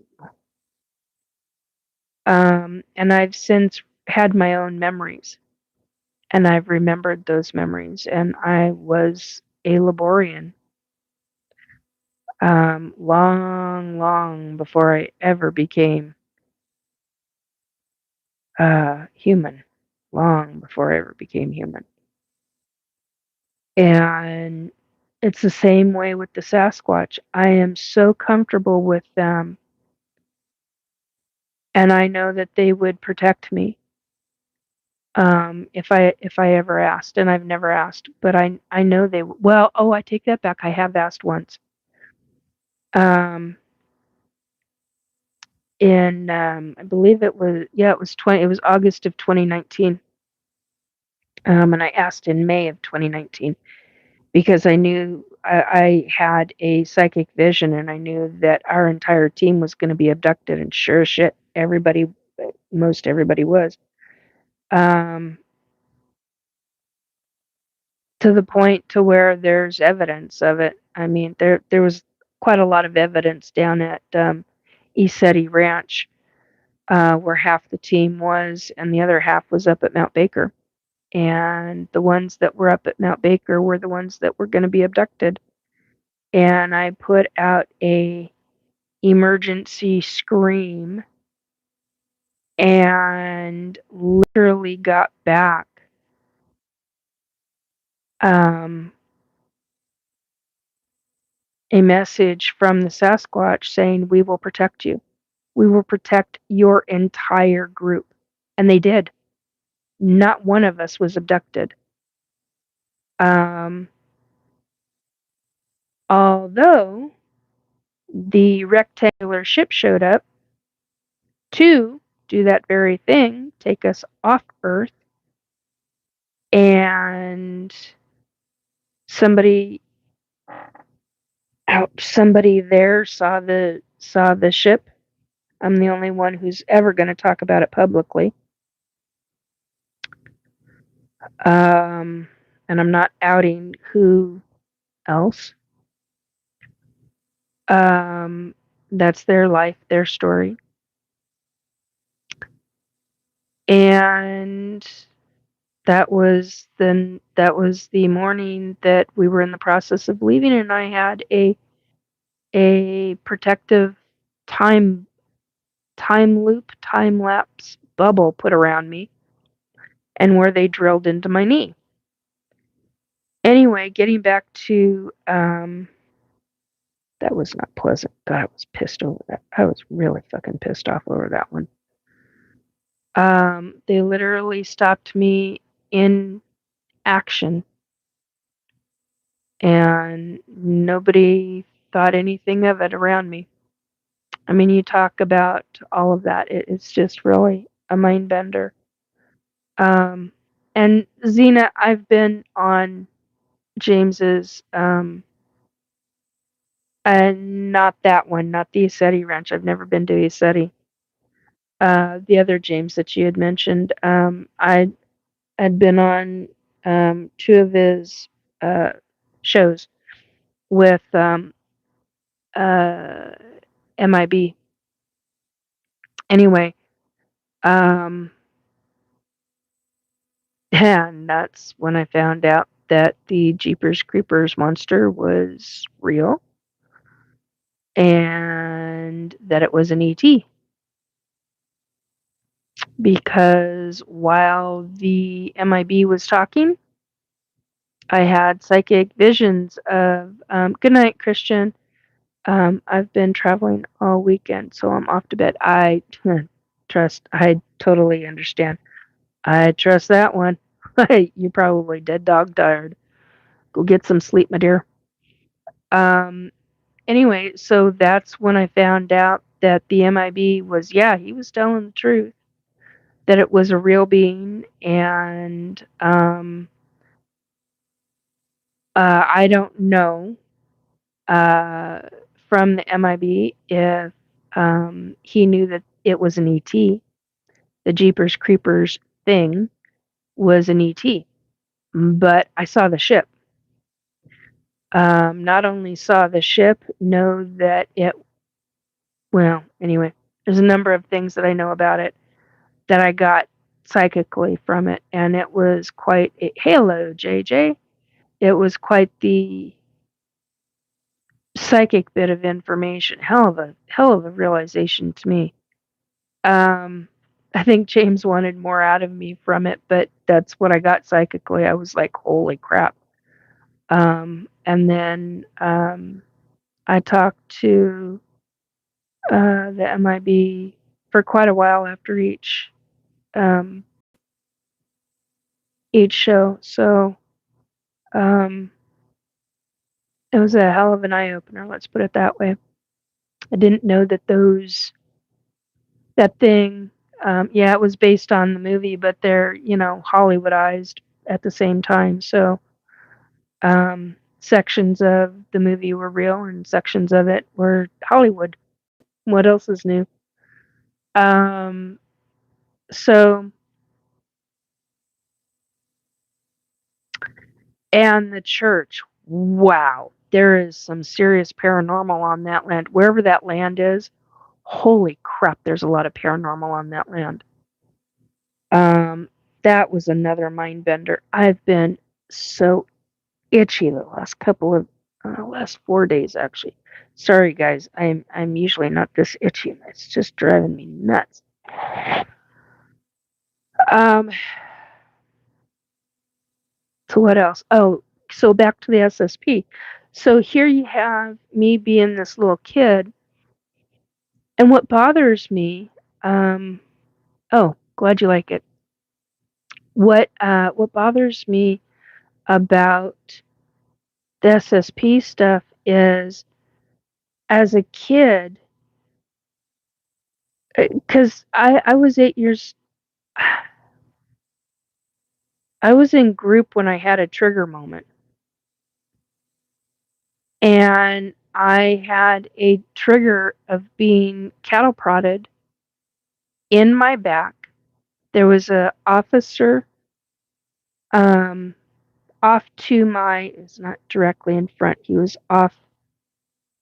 I don't know what is that. 10 degrees. I don't know. Anyway, he was off, slightly off to my right, and there was a guy behind me, and she's not breaking. That's what he kept saying. She's not breaking.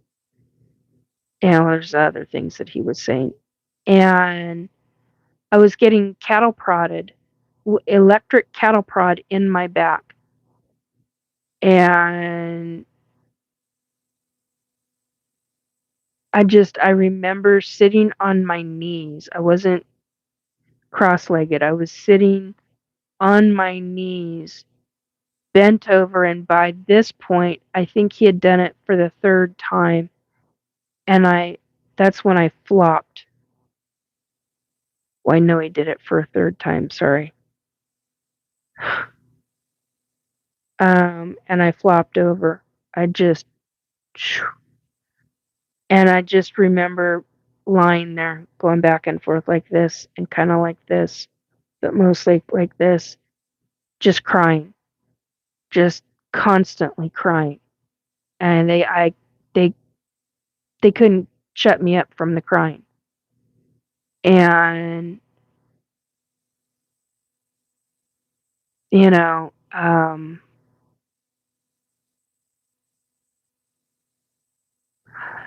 sorry, I'm having lots of memories at this second. All of them lots of them popping up all at the same time, and it's like whoa, one after another after another. Um, and he comes around to the.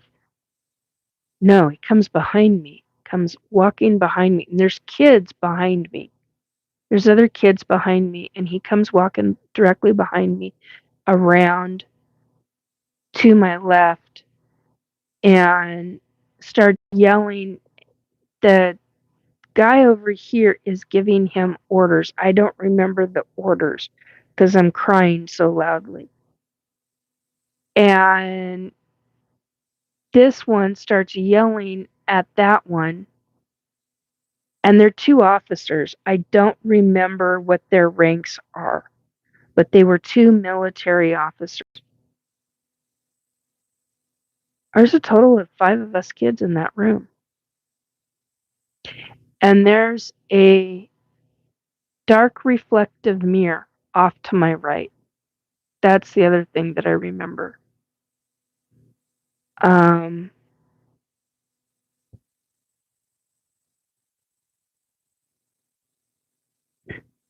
Yeah, I'm gonna start bawling. Sorry, I just had another memory just pop up that I hadn't remembered before. Fuck. Breathe.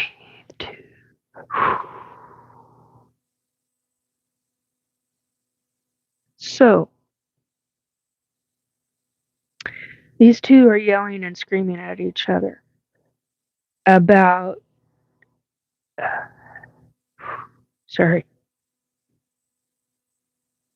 Emotions are popping up now. Okay. They're yelling and screaming at each other, and you'll have to go back um, into my, um, uh, God, into my past lives. Oh, that's funny. Into my past live broadcasts. Shit. And you'll have to go in and find the ones that have the descriptions in them because it's in those. I haven't been doing descriptions in the description box for probably 2 months now. Um, it's something that I do intend on doing. I just don't know when. Part of it has to do with I need a proper laptop that I can do it on. um,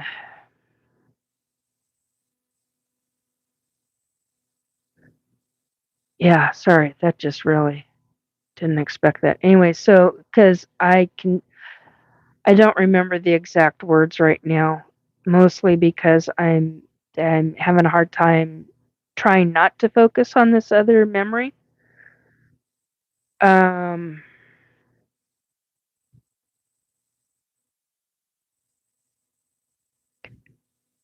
wow. Okay. Yeah, there's a bunch of things popping up with that. Anyway, um, and there goes the stomach. God damn it. So basically, yeah, this kind of shit is oh so fun, isn't it? Basically, uh, that's that memory. That memory pretty much ends with those two fighting at each other, fighting hardcore. Um, they're yelling and screaming at each other about what are they gonna do with me and how are they going to do this or how are they going to do that. And one of them eventually says, well, it's not one of them, the higher up eventually says, well, if we can't break her, then we'll put her into, he named the program. I can't fucking remember the name of the goddamn program. He named the fucking program. I just realized that. Fucking hell. He actually named the program. Why am I not retrieving that right now? Anyway, he names the program, and the next memories that I've gotten, they're not in succession, guys. These are like years apart. The next memory I have is body memories of me in what I can only classify as a luge. 9-9 on the numbers right now. And to this day, I still have the body memories of being a child in what I can only classify as a sled. Um, and those are the next set of memories.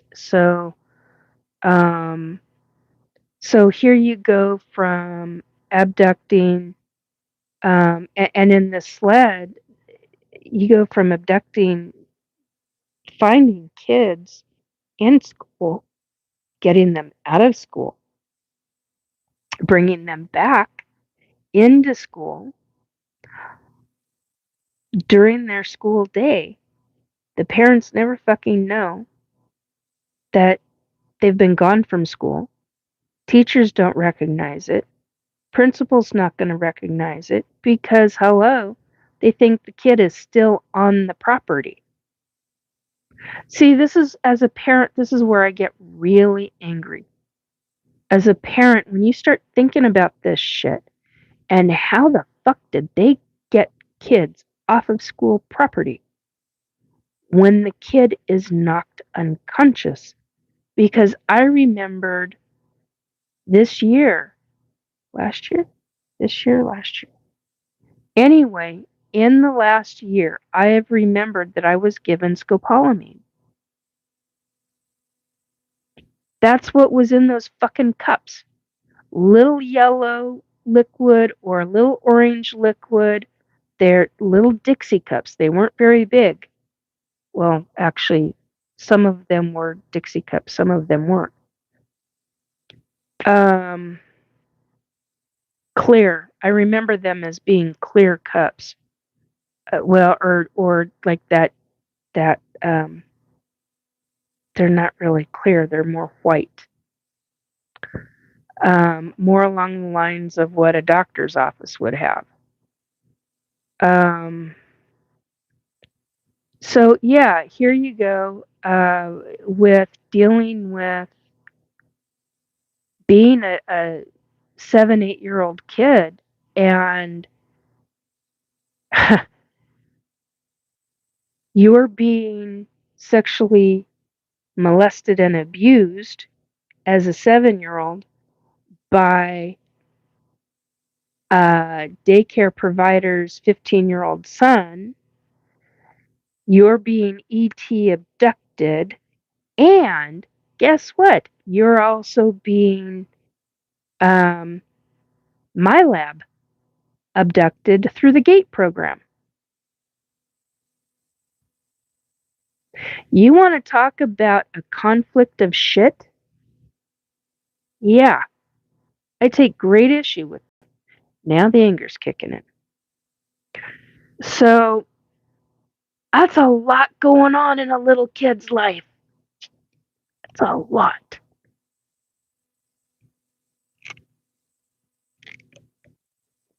Do I get why the family thinks that I'm delusional? Yeah, I totally get it.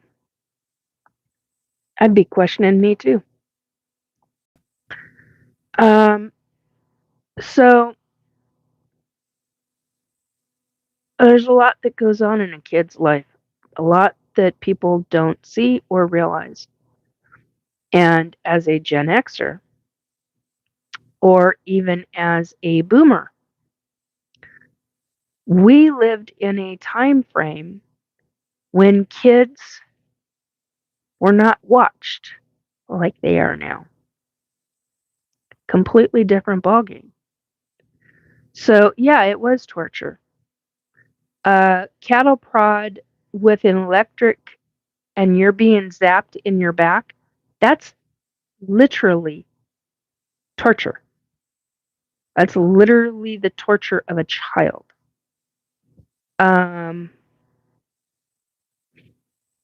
Simon Wold, what advice do you have for 20-year-old boy?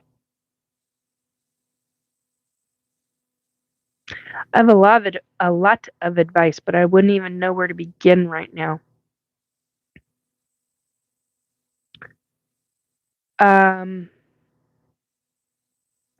Research. That is what I will tell you. Out of life is research everything. What I'm telling you, research the ever-loving shit out of it. What other people tell you, research the ever-loving shit out of it. Because humans have been so controlled and so manipulated.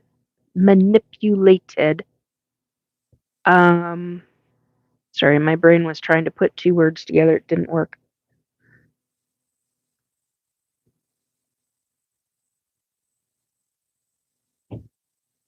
There's too many things emotionally, spiritually, and all of that to get into. But Be the true you.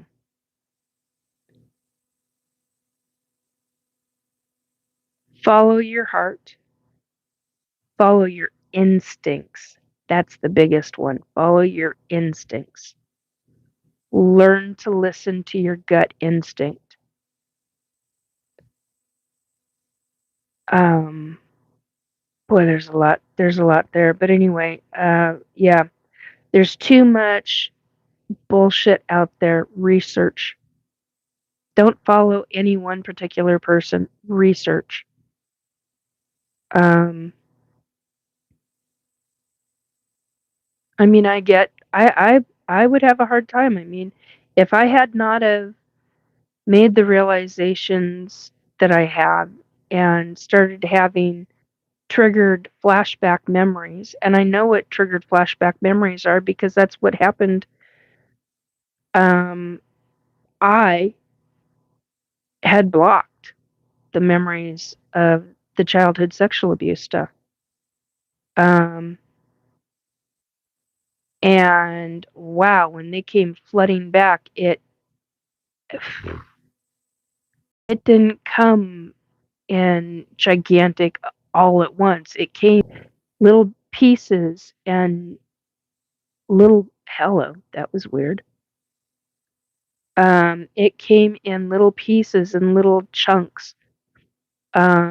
Yeah, learn and practice discernment, says Zena. I fully agree with that.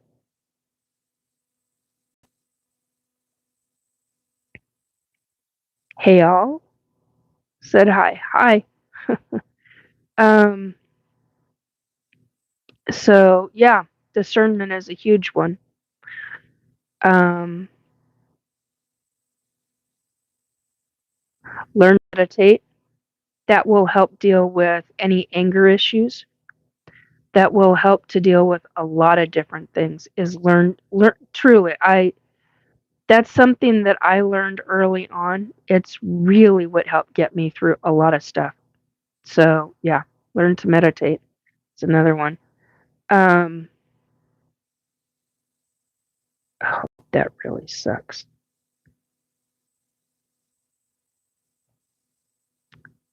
Someone's gonna have to break into that because that I think is gone now. Damn. Anyway, so yeah, that's just how it is. But yeah, I mean, you think about getting back into the SSP stuff. I mean, you think about how they did this, the logistics of it. You get, I mean, just mind bending. Um, I've heard people as adults talk about their SSP time and they were in gates, but they were teenagers when they were taken. Well, think about that. That's a bigger body, physical body. A teenager is a bigger physical body than a 7-year-old, 8-year-old child is. How did they get that body out of the. Okay, somebody's making a point. That's interesting. Okay, I'm going to leave that there. If you're going to keep flashing my device, keep doing it, but I want to see it better. Somebody's got a point to make on the other side, and they're making it with me, and it's getting really rather interesting. Anyway, there we go. Oh, that's the other thing. Oh, let's flip those to. There we go.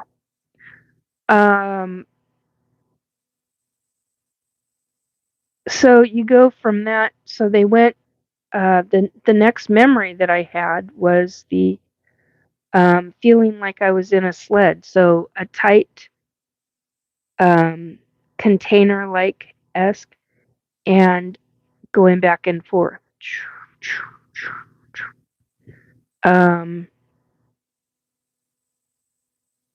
didn't understand why I had that sensation. Now I do. It's because they were training me to be a pilot. I get it now. So, is what it is. The next memories are walking down a hallway with um, military. And in front of us, so I've got military person on my left, military person behind me, and in front of me, got about 8 feet. I want to say 6 feet, but it's probably because this to here is 6 feet. It's probably closer to 7, 8 feet.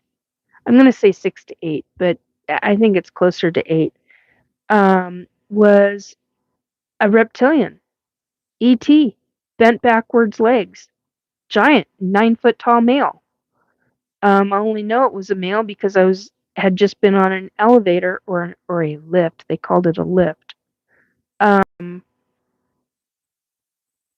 the female ET told me and told another person that I was with um, to be very, very careful with the male ET because the male ET, 99 on the numbers again, the male ET, all the males of their breed, of their race, whatever, species, whatever, all are very aggressive. So, in other words, don't make them mad because they're the kind that could take your head off like it was nothing. They could lift you up and and you're dead. I mean, hello. So, so yeah, you had a male ET walking with a male human. I'm trying to remember how tall the human guy was. Um, and I'm trying to remember. I've still yet not recognized the military uniform, and it was of a different country. It wasn't a United States uniform. But the uniforms that the other woman and I were in, those were U.S. military uniforms. They were not black. They were camo. I have a hard time with those words sometimes. Anyway, and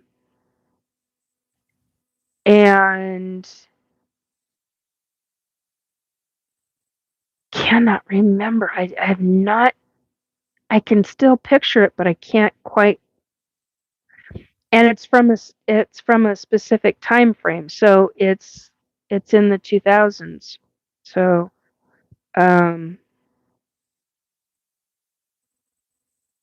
anyway, eventually I will remember. I don't right now, and it still bugs the shit out of me that I don't. And they were walking up to a down the hall. At the end of the hall, kind of branched out, but it was also part of a ooh, what the hell is that called? A station. You know, you have nurses stations when you're at hospitals. Well, this was kind of like a nurses station at a hospital, but it wasn't a nurses station at a hospital. It was a report station where you walk up, you give the human or the ET the information, they relay it on their device. They even had a counter. It's a weird kind of counter. Anyway, and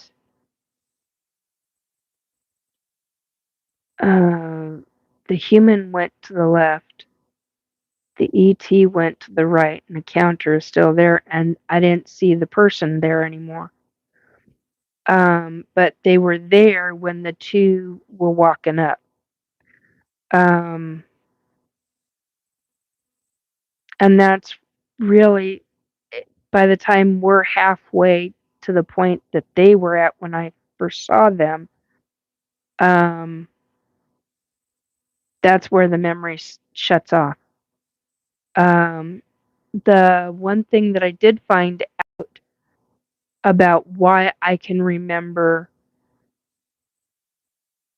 I can describe very clearly somebody's head, but all the way around their face. So, like from the tip of their chin all the way around their face, it's all completely blurred out. It's like a complete fog over their face. But yet, I can describe every aspect of their body. Well, I learned from somebody else that that is because you are ordered and trained and manipulated a very specific way to not remember faces. You are not allowed to remember faces, and that is grilled and trained into you. And it's very fucking hard to handle for me because I've got a photographic memory. I actually broke that block on that memory regarding 3 military officers that I can name, first, middle, last name, and their ranks, and at the time that they were in SSP, men, and they are now retired. Full. Um, See, we were used as slaves, and I don't say that lightly. I get very pissed off when I say it, so I'm trying to keep some of that anger down. Um,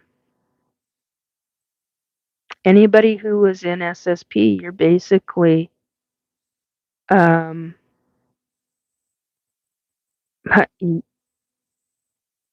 you have no control. Zero.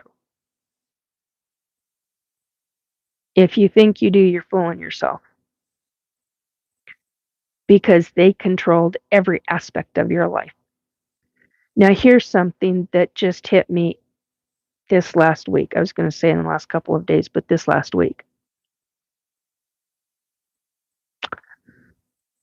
The description in somewhere in the last year, I described many times, I've described this scenario that took place and that happened. And it was only this week that I realized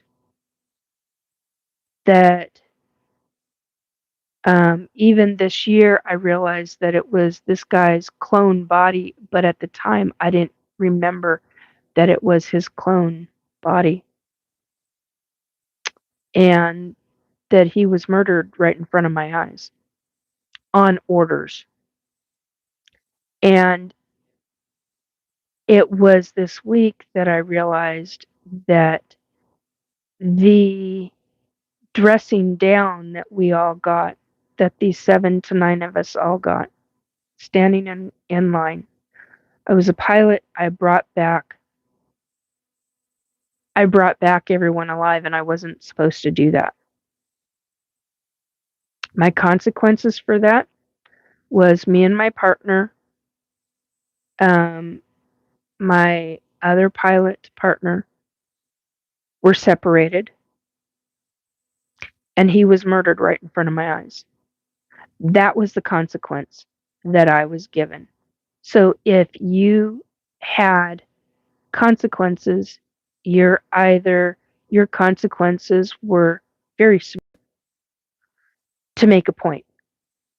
Now, the interesting thing is that why kill a clone that is worth $380 million? That motherfucking asshole piece of human shit officer. Yeah, I take issue with that. I don't have any problems with anybody who's regular military. Not a goddamn one. This different fucking ball game. I am livid over this shit.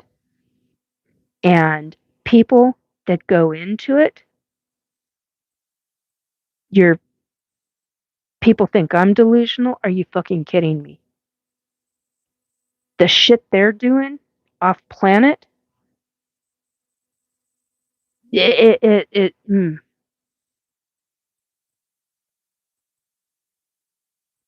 I know other people who have been in SSP who know exactly what the hell I'm talking about when you are dealing with that level of viciousness with humanity. When I brought everybody back alive,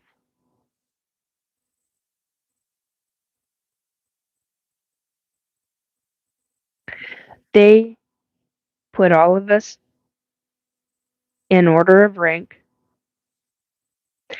And it's only been this year that I remember what my rank was then, and I'm not saying what my rank was back then. We were given ranks in SSP. I didn't remember that. Other people talked about it, and I'm like, no, we weren't. And then I had a mini flashback memory that it was a trigger. I was brought on by a trigger.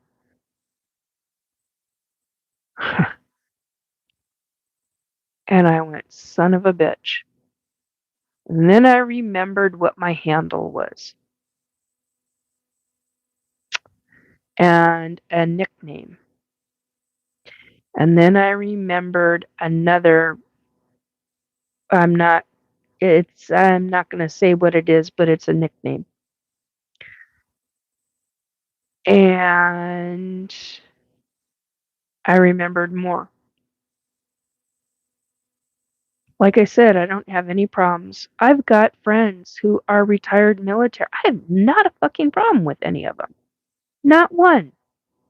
It's the ones that are going in to SSP that I take real issue with. Because they're learning the viciousness. And we're not talking war here. We're talking malevolent, malicious viciousness. Deep, insidious shit. So they will kill. Doesn't matter if one of these clones were like I got yelled and screamed at, all 7 to 9 of us got yelled and screamed at, that we weren't shit. But yet we cost the US government, this is what we were told, this is what we were screamed at about. We cost, because each one of us were in a clone body, we cost the US government $380 million. Each one of our clones. So if you've got 100 clones, 1,000 clones, and they're all being used at different times for different things, and you want to make a point because somebody went against orders and brought people back alive. It wasn't just that, but that was more along the lines than anything else. I brought people back alive. I wasn't supposed to do that. So that went against orders. So what were my consequences for that? They took my partner, my flying partner, the one who I was psychically connected to in very specific ways, and they murdered him in front of me. They put me on desk duty in the and this is what I've realized this week was I was put on a form of desk duty. It wasn't desk duty. I was in the control rooms manning the headsets for the different officers out in the fields, different situations, because this specific base was on Mars. Well, some of the other locations, some of the other planets also have bases, or some of the moons have bases if the planet is not able to have a base.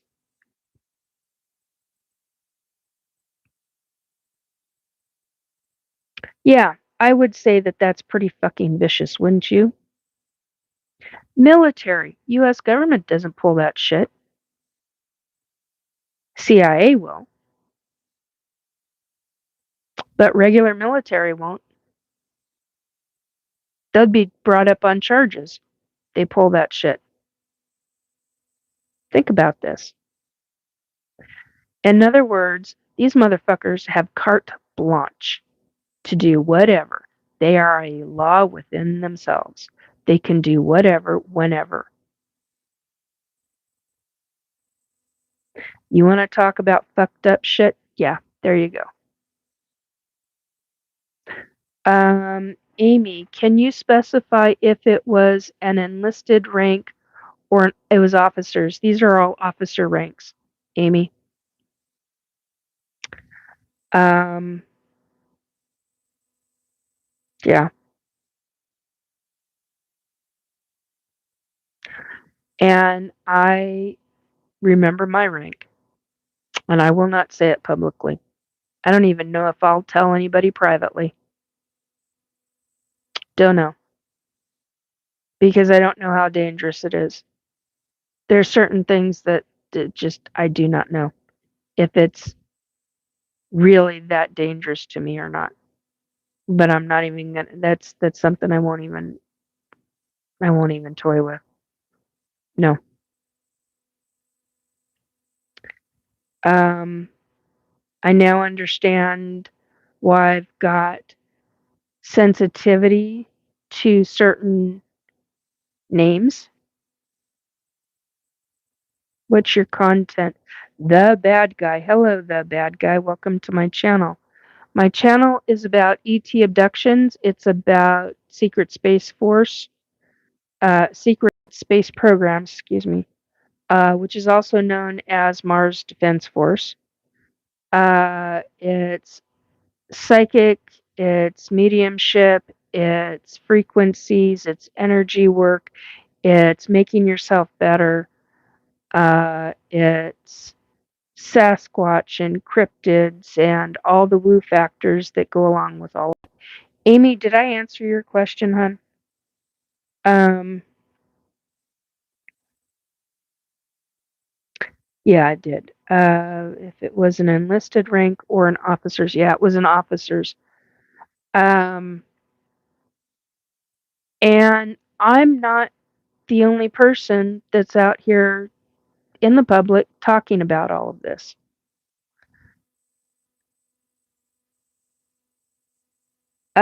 Sassy Pie Hole, how often do you leave your house? Not a lot. Some, but not a lot. Amy, yes, as best you could. Okay, thank you. Niala, what time is it for you? 1:31 a.m. 1:32 a.m. Pacific Standard Time. Anyway, Pacific Time. I'm in Washington State. What country or state are you in, Nyala? Nyala? I think that's how I said your name. So 4:32 a.m. for you. 4:30. Oh wow. So you're 3 hours ahead of me. So I was just gonna say, you're East Coast, US or Canada or different country. Um yeah, things get really interesting, and I understand why people think that none of this is real. I get it. They want to know. Um, it's really fucking far out there for a lot of people. Totally understand that. I would have been there too if I hadn't have started remembering the shit. And a lot of it is shit. Truly, when you think about it, because it's a lot of traumatic crap. But you know what? I'm working through it. I'm staying strong. I still have government assholes in Astral show up. Um, for the most part, I ignore them. They aren't worth my time. Um,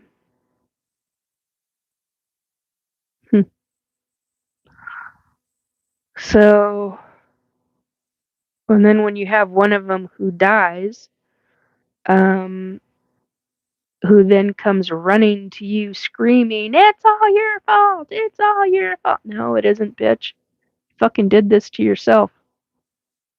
Your boyfriend's the one who murdered you. I mean, come on. You're both CIA. What the fuck? So, anyway. Ooh, got something on my forehead. Anyway, it's just, it is what it is. You know, they didn't like the fact that she got called out. They didn't like whatever, and boom. Although I didn't think that the CIA would do one of their own in, but yeah, I guess they do. So, sassy piehole, I like your mindset. Like my mindset. That's good. Not many do. So that's good. Um. Anyway, yeah, I did get that, didn't I? Okay. Um. But yeah, it's a hell of a process going through this and remembering this, and um, it just is what it is. You know, you try to get through it and try to deal and try to live your regular life and day-to-day stuff, and you have all this stuff popping up, and it's like, okay, I need to sit down for this one. And times you don't even remember the memory, and then all of a sudden you have a body sensation, and you're like, oh, this one's going to be bad. You can feel it. You can feel it building in your body. And then the next thing you know, there it is. It pops up someday, and someday could be 1 week, a couple of days after that weird body feeling, or it could be months later, you know? Remembering nasty memories are not so easy, and it triggers happen. I mean, I could be watching a movie or listening to a podcast, and some thing, it could be how somebody said something, it could be something in the video. Um, I had a trigger memory. Now get this. I had a fucking trigger memory from a I call it a teen movie. I don't remember what the name of the movie is. And I call it a teen movie because it had teenagers in it. Um, and there were 3 or 4 kids who couldn't get along, and all of a sudden they unexpectedly end up around ETs, and the ETs are trying to, and they're bad ETs in the movie, and they're trying to get something from the high school or something, and it's just, and along the way, along their path in the movie, excuse me, one of them ends up with ET weapon. And I saw this, and it was a gun. It was a very long, it was like a rifle gun. And I saw this, and I went, wait a minute. That can't fucking possibly be. And I took a look at it. I hit pause, and thankfully it was a movie that I could actually do that. I hit pause, I backed up the movie, and I went, I gotta see this damn thing again. I looked at it, and I went, son of a bitch, who the fuck came up, who wrote, and that's how I had to go look up who wrote the movie, who was the writer of the movie, because I looked at that and I went, that is too damn close. And then I clicked on play, and like a few scenes later in the movie, it's shooting a blue beam out of this, a blue energy beam out of this weapon. and I literally almost fell to the ground. I didn't estimate how far I had walked. I thought I was sitting closer to the chair, and I literally almost landed on my ass because I was so stunned by what I had seen. All these movies portray a green or some kind of yellow, but usually not blue, energy weapon. And when I saw the weapon in the movie, I was like, okay, so I drew somewhere in my journal notes, I've got a semi-drawn image of what I remember. I was going to say of the movie one, but that's not accurate. Of the memory that I've got of the weapon that I've seen firsthand. Matter of fact, that far away from me in real life at the time. But so I was like, wait a minute, this isn't right. But they got so many right things, so many things that were correct.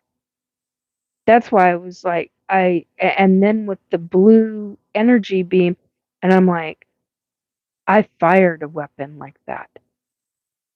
I know what that feels like. There's a specific frequency, and I just went, and that's when I started to drop. I was like, oh my God, because it triggered that memory. It was such a fucking mindset. Not mindset. Sorry, I literally looked down and read, "I like your mindset." That just popped into my head. Um, it's not the word I meant, but anyway, it completely threw me, and I nearly dropped to the ground. And I got to the chair and I sat down and I went, I can't. And I actually started rocking, and the chair's a rocking recliner. And I actually started rocking in it a bit because I was so stunned by what I had remembered. And I remembered being on a battlefield in a form of hand to hand combat with other ETs. Other ETs, I can't describe the full bodies. It's like I'm seeing arms and legs and shoulders and no faces and no, like, from the middle of the torso, sorry, excuse me, middle of the torso on down, to like the first set of knees. Because on some ETs, they've got two knees. They don't have one like humans do. They've got two.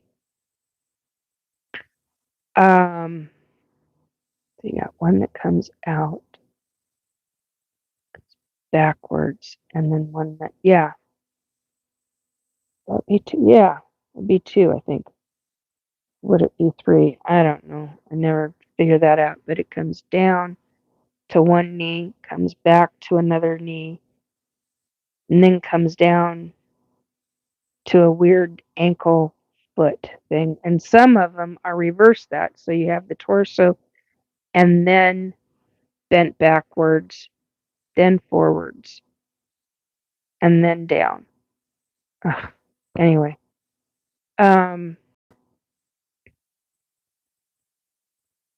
let's see.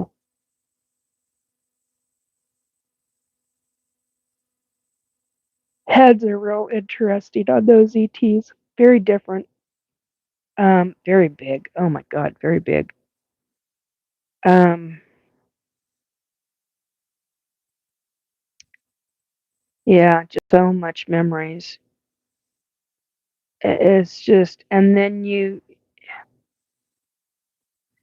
that's what gets me, is that even though I've lived a regular, normal, typical daily life, raising my kid, being active mom, doing all these things, but yet here during the ET abductions, And like I know when I was taken not very long ago,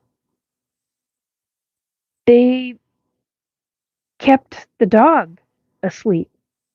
So I've got a dog now, and they've kept the dog completely zonked out, totally asleep.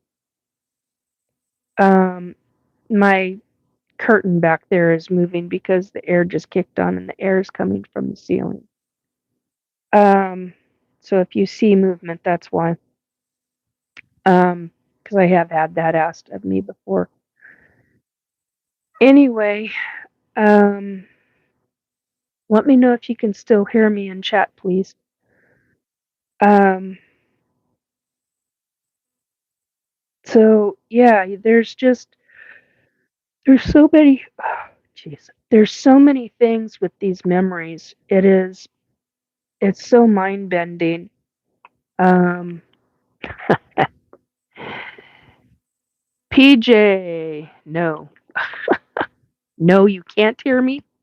Hmm.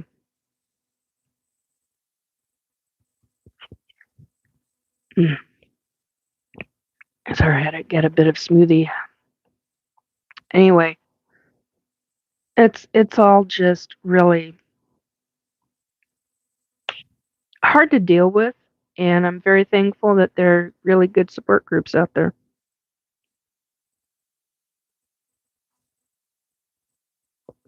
2 hours, 36 minutes. Anyway, so yeah, you can have an absolutely, completely normal life, and if they want you, they're going to take you. You know, there's just no two ways about it. Sorry. Um, like the genetics, yeah, I do have. Somebody earlier in chat had said, "What's with you know?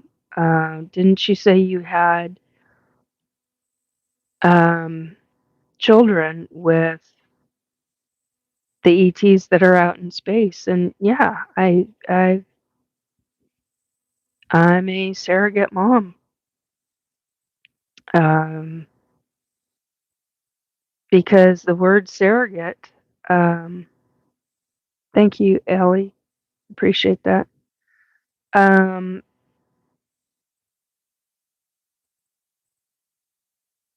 because my body is the host for the infant.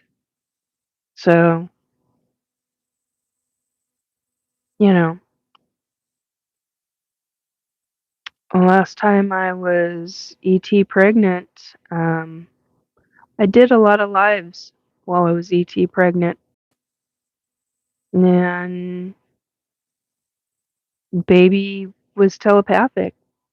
All those babies are. They're all telepathic. So, um, a lot of women that are in the hybridization programs with the ETs, they are very much dealing with more than you could ever imagine. Um, you could even think that the telepathic connection that the mother is having, it could be construed as self-talk quite easily. And now more so, it could be even construed as voice to skull, because hello, you're having conversation. And voice to skull is very much involved in screwing with people's minds and um, whether they're hearing a microphone. Damn, my throat is getting really dry. Um, they're hearing a microphone clicking in their head, or they're hearing, and it's not schizophrenia, it's literally voice to skull because we have that technology now. Hell, screw that, go look on the CIA's government website. Talks about it. Doesn't say voice to skull, it talks about it in other ways, but it's the same goddamn thing. Go look it up. Don't believe me, go look it up. Go do your research. Um, oh, that's better. So, yeah, I mean, you might not even know that you're ET pregnant. And that's what I call it. What else do you call it? It's not a regular pregnancy. You're pregnant for anywhere from 6 weeks to 5 months. Depends on the ET race that's doing the hybridization program with you. Mine is the Arcturians. The tall grays do the abductions, and the Arcturians, who are blue, do the hybridization program, or at least their version of it. Um, and I got told recently that I am I'm a grandmother. They were debating on whether to tell me or not, and I sat and cried. It was awesome news to me. So, um, and I was like, are my grandchildren now,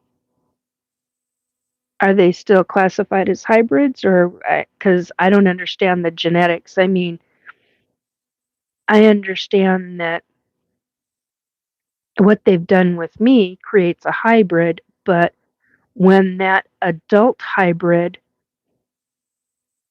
um, creates another child, and I'm talking about in the like human way, not in the genetics way, um, but in the human way. Um, does that child then become, you know, obviously less human and more ET?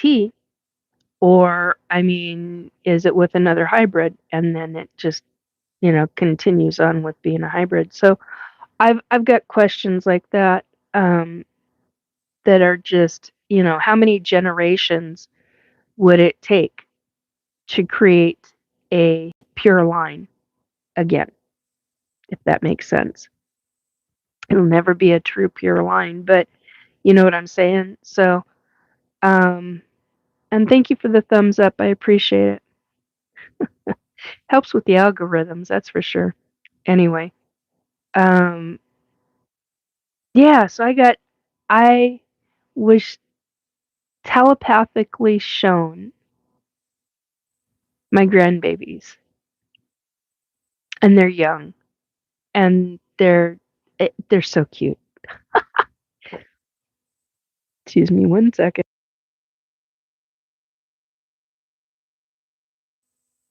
Excuse me, sorry. Um, quite a few children, in fact. Um, quite a cluster of kids. So anyway, I did a lot of hooping and hollering and jumping for joy. I was like, "That's really awesome." Um, and I told them that, I'm grandma and Nana, whatever you want to call me, and in a positive way, and I would love to meet them. So, it it it is what it is. But the fact that I'm being told, that I now have grandbabies, um, and from the looks of them, they look to be about between like 4 and say 9 years old, 8, 9 years old. I think right around 8. But with what I know of the ETs, um, and how fast they grow, they do not have a growth rate like we do.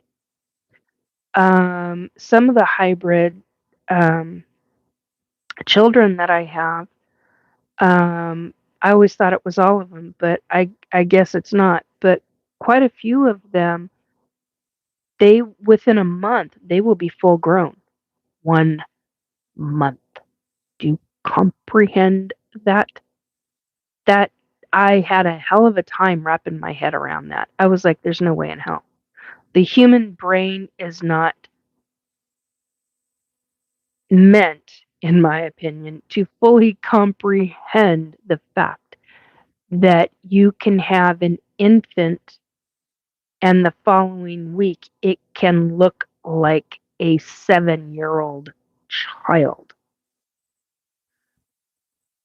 I've seen that firsthand, and it really rather terrified me, to say the very fucking least.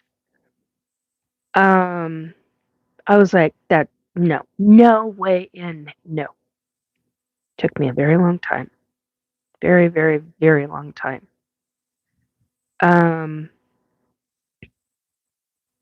I still have a hard time with it, in fact. Um, but I've seen it, and I know it to be real, and I don't know what else to say about it. I mean, that's just how it is. You're looking so I'm now thinking, okay, are they on the same timeline as their mother or their father when um, they were an infant? Because a lot of my kids, a lot of my hybrid kids, they they were very, very rapid growing, but not 11:11 on the numbers now.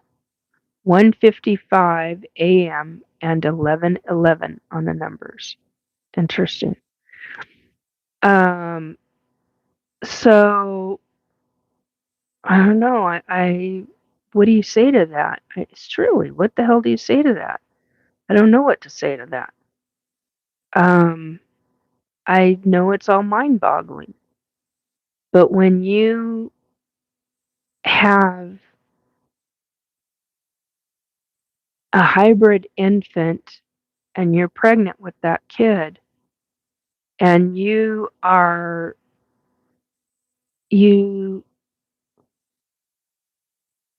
it's born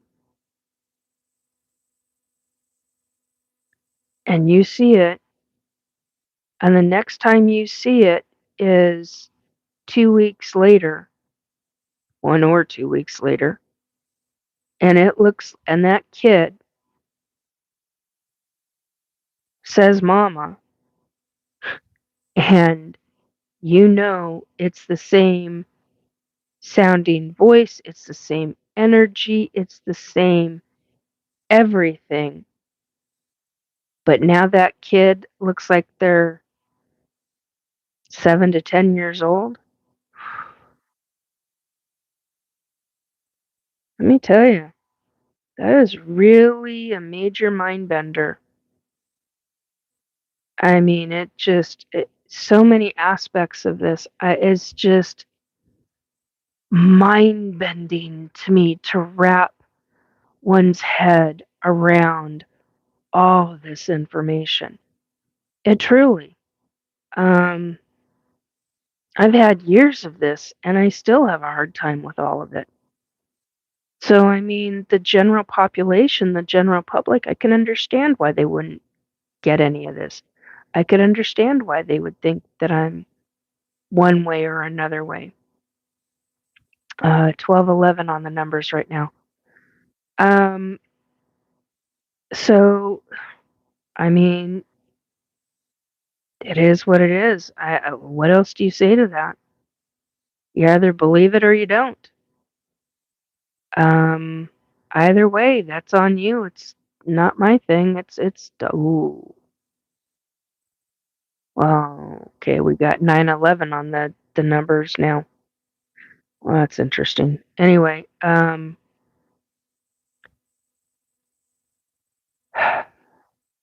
was gonna do angel decks.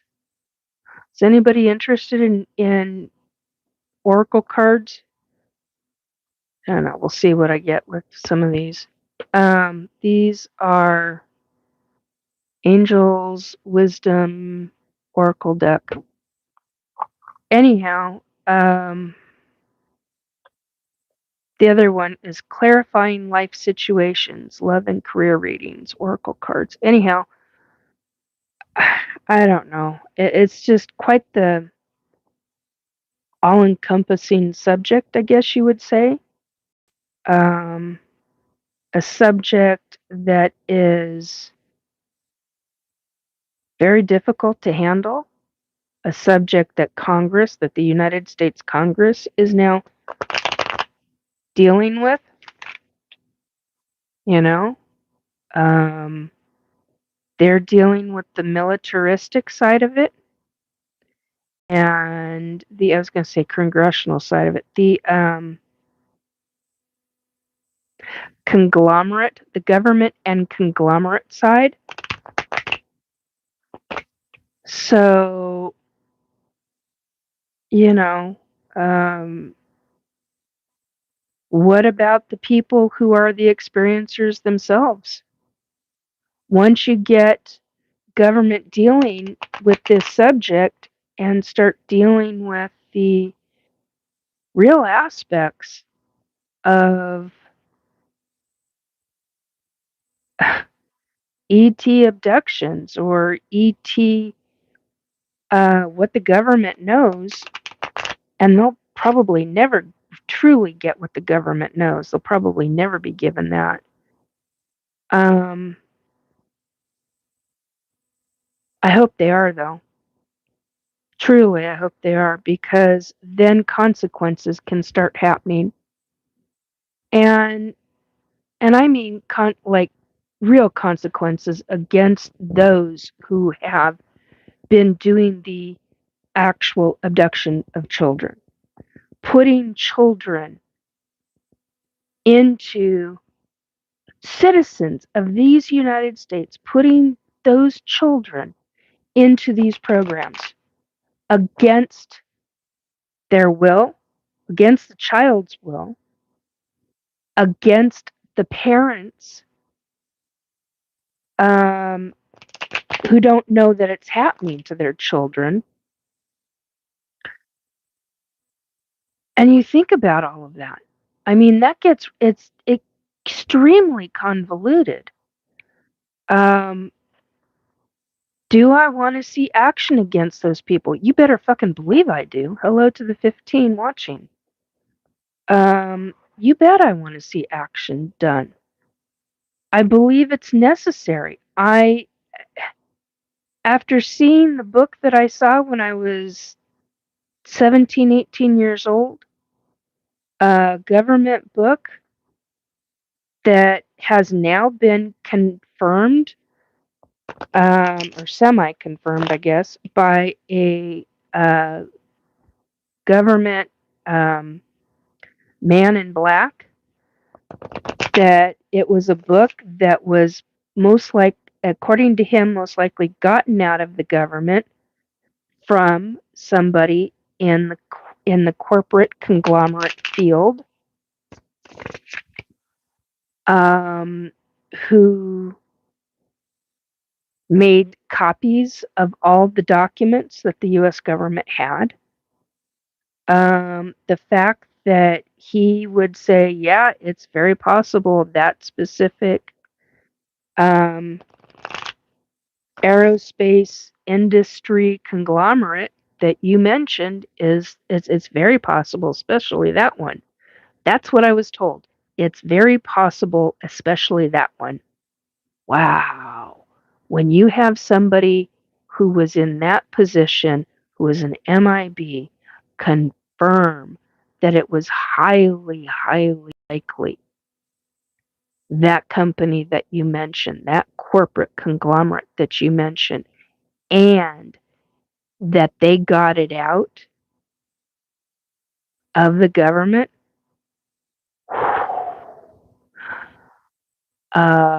I would be very surprised if the government didn't kill that person, to be quite honest. I would be very surprised if that person is even still alive, let alone any of their family members, or any of their friends for that matter. because they would have looked in to find out who got that information out. Not only who got it out, they probably knew about um, the leak, as I guess I would call it, and they probably knew knew that they had a leak, and then knew that would track the leak back. But how many years was it that before they figured it out? That's the thing. Because when I mentioned it to a retired CIA agent, just trying to find out if the book was even a real book or not, 4 days later, I get attacked by government agents. So, yeah, who were doing some very not okay things, in my opinion. So, yeah, that told me it was a fucking real book. Yeah. And I've been targeted ever since. And now I'm talking about it publicly. And some of that I don't give two shits about because I don't anymore. There we go. This deck is so fucking big. This clarifying life situations, such a big deck. It's hard for me to. I got short, fat fingers. It's hard to shuffle over 80 cards. So this is how I'm doing it. Anyhow, so yeah, you get things like this going on, and you become a highly targeted individual in one way or another. And so much so that they try to come in during my group times, and I hide the people. I'm like, there's no fucking way I'm gonna let these assholes come in and fuck with the things that I'm doing to help myself and to do different things. Woo Riders, wow. Just showed that you were live. Glad I saw it. Yeah, I am glad you saw it too. Glad to have you here. Tell your honey I said hello. I hope she's doing well. I'm thinking about you guys. Anyhow. Oops. There we go. Yeah, there we go. Yay, finally got it. Writers. Hello, Nikki. Hope you and the family are doing great. God bless. Yeah, we're doing all right. There's a few things here and there that I'm a little concerned about, but yeah. Anyhow, whoopsie doodle. Well, that was a shit show. That turned out to be a mess. Whoop. Hello. Oh, hello. The two cards. Oh, how interesting. Okay, the two cards that came out. I am going to read this. It says, trust yourself. Let your intuition be the compass that leads you through murky waters. Okay, so here is the card. Woo! Okay, and the other one,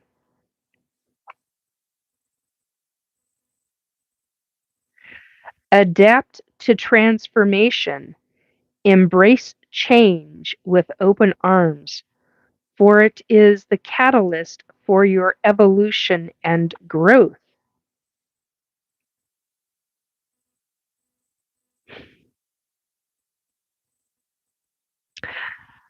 Yeah, that's extremely fitting for this night's conversation.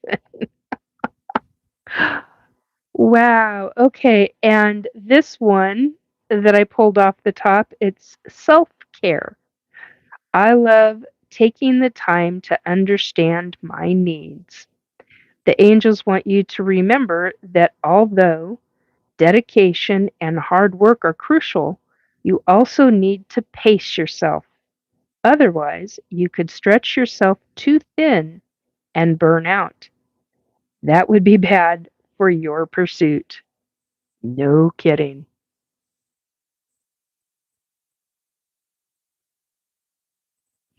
So, anyhow, that was interesting. Fascinating what comes forth like that. Very, very. Trust yourself and adapt to transformation. Yeah, change is hard sometimes. I do have to say it's embrace change with open arms. Boy, I'm telling you, that's not such an easy thing to do. Not at all. I've had to be completely adaptable in all of these memories because I'm telling you, they have not been fun. They have not been nice. They have not been easy by any fucking stretch of the imagination. Um, and change is very hard for me sometimes, especially in certain things. So, I get it. 12:11 on the clock right now. Anyway, if you want me pulling other cards, let me know. Um, wow. That was really rather perfect, I think. 11:11 on the numbers. Um, anyway, you gotta take care of yourself during all of this too. If you are having memories, okay, here we go. I'm gonna do this again. If you are having like memories and things like that, find a support group. Um, there are some out there. There are some that are really good, um, and uh, some that I highly recommend. Hit me up privately. Um,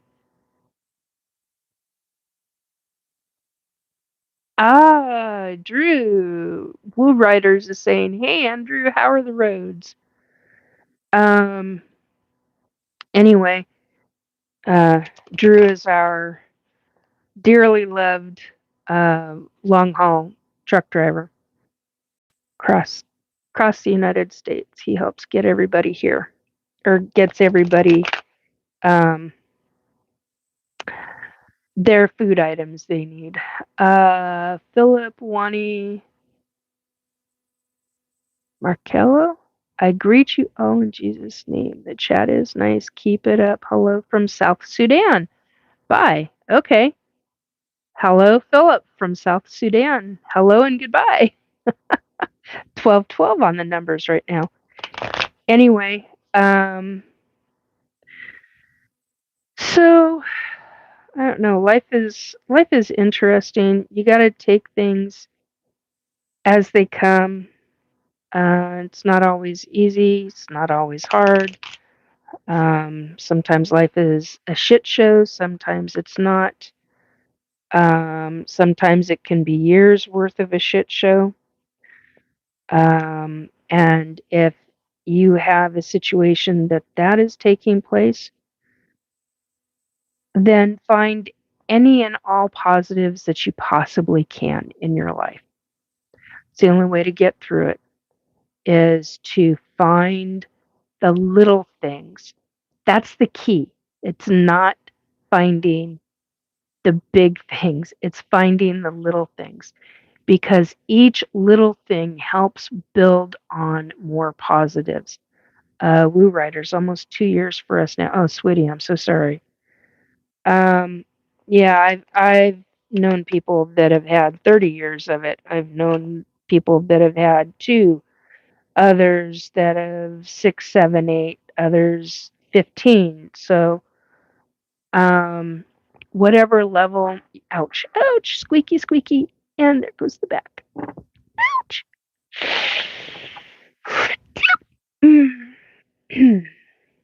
ouch, ouch. Whatever level, gotta breathe through that one. Whatever level you're at, such as what I just went through, Find your level. Do your deep breathing.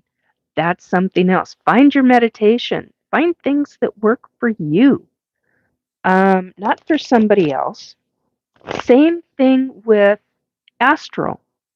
You're trying to get into astral, find what works for you. Doesn't necessarily mean it's going to work for everybody. There are people that say, oh, you have to do it this way. No, you fucking well, no, do not.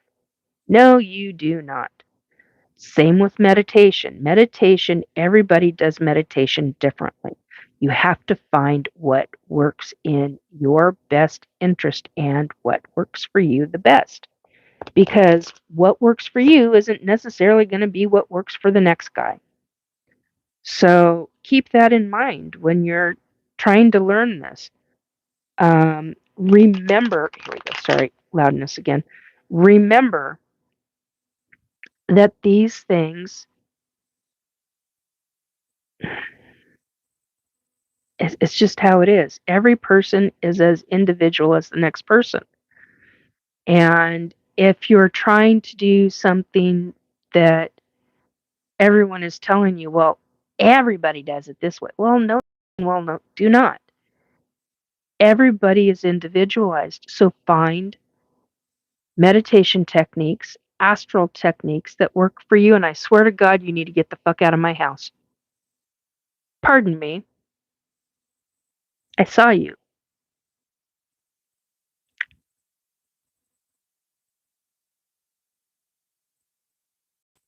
Care to play a game?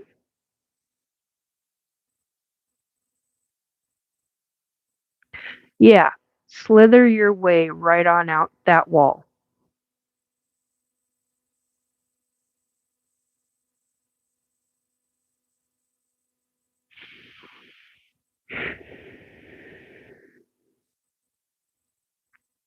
Sorry, I just saw something that should not have bothered to even fucking enter.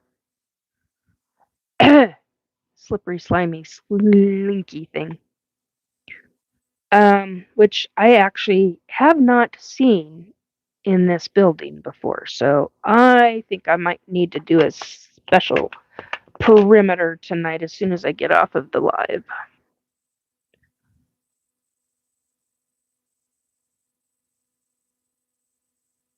That was interesting. Really freaking interesting, in fact. Which leads me to believe somebody is up to some mischief. It may mean that I might need to go do some hunting tonight. I hate doing that. Isn't that fun? All right, so 17 watching. Wow. Hello, everybody. Ask away. Do you want to talk about ETs? Do you want to talk about paranormal, such as the kind of shit that I just had enter my home? Do you want to talk about Fae, the fairies, other kind of beings? What would you like to have me discuss? Blue Riders, what are your thoughts on Three Eye Atlas? Ooh. Uh, well, let's see. Three Eye Atlas. I did make notes on Three Eye Atlas. But I gotta find my notes, so just a moment, please. Um,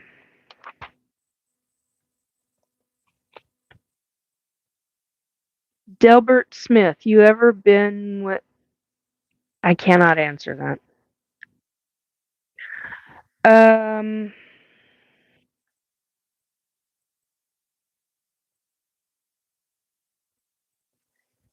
Okay. Nope, that's not Three Eye Atlas. That's something different that is similar, but not that one. Memory. Memory. Hang on, guys. You had asked, so I'm looking. I need to put in a great big spot for it so that when I get asked again, because I'm going to be asked again, elevator. Cedar. Ooh, yeah, it's after it's before this. Okay. Haha, Delbert. What are your thoughts on what I hate, Willie?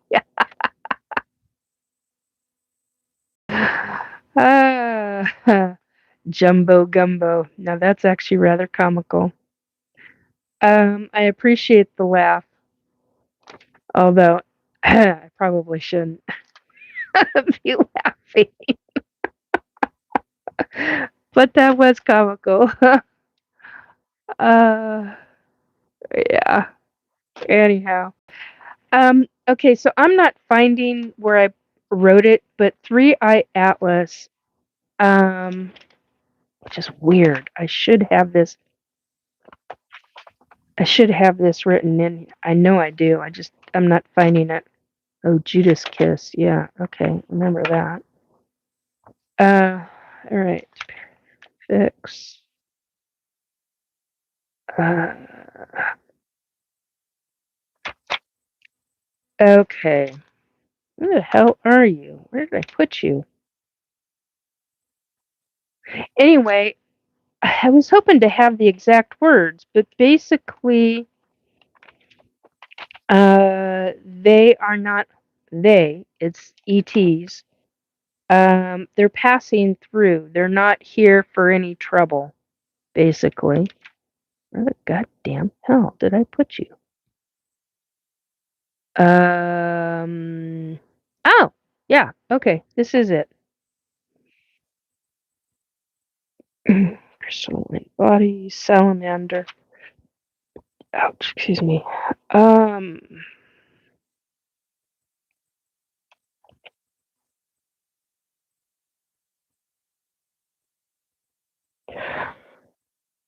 Okay, that doesn't make any sense.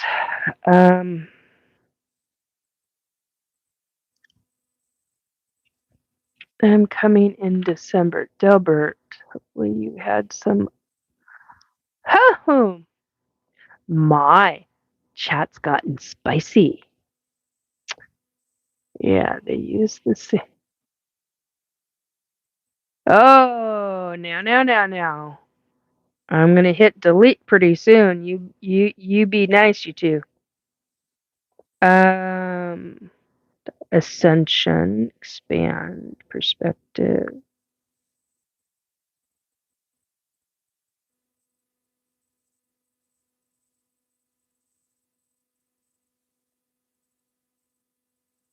Have no limits.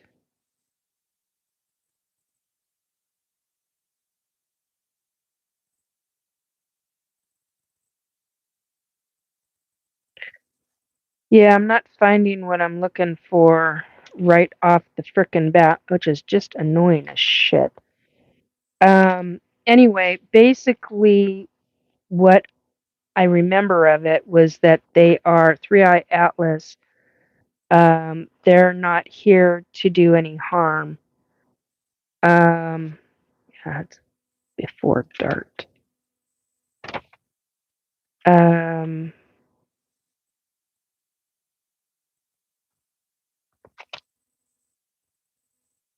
yeah, they're not here to do any harm. It's all about them just passing through. That everything is okay. Has nothing to do with anything on Earth, is basically what I got out of it. You're going to have to go through, Blue Riders, you're going to have to go through either last week or the week before last, because I gave my actual notes. I read off my direct notes, and I'm not fucking finding them right now. Ugh. Okay, I gotta make a note to myself. Hang on a second, guys. Yeah. Okay. Um, Three Eye Atlas. That is so not cool.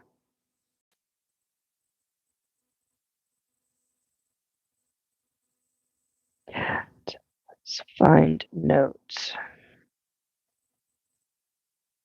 Mark notes. That is so not cool. That is not okay that I'm not finding them. And I know they're in there. They're on an entire page. I have an entire page. Half the page is of Three Eye Atlas. That's what bothers me. But that's essentially it in a nutshell. I mean, I basically went into a deep meditation, and that's what I learned. A hell of a thing to learn too, I might add. Okay. Um,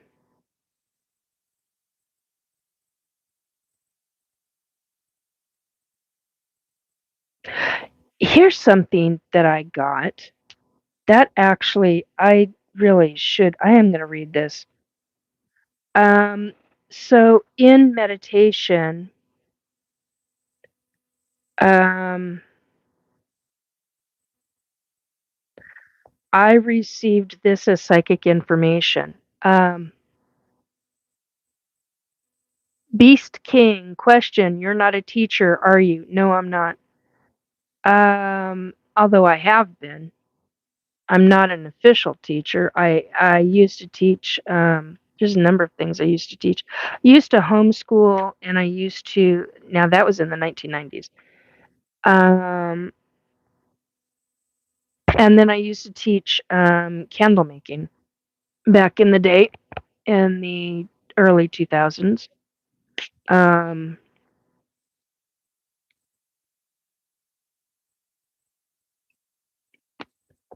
wow, you guys, Woo Riders and Delbert Smith, holy crime, moly. What a conversation you two had.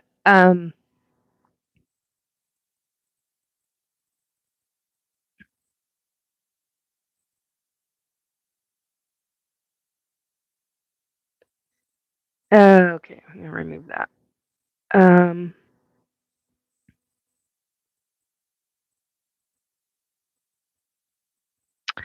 okay. Uh, so what I received when I was in meditation was, which was so strange because when I'm in meditation, I don't hear shit, usually, unless it's psychic information, and this came out really strong. Quote, the original moon was partially destroyed, which was why this moon became a base for ETs. That's a hell of a statement.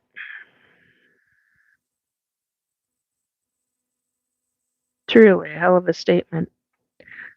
I don't have that confirmed with any other psychics. I do not have that confirmed with any other ETs. I don't have it confirmed SSP, but that's what I received in, um, and I'm literally hearing yes from my dad. Yes, that is correct. Holy shit. Um,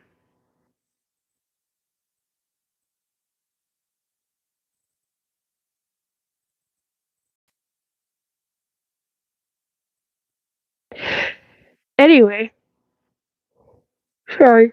It's been a long, long, long day, and now long, long night.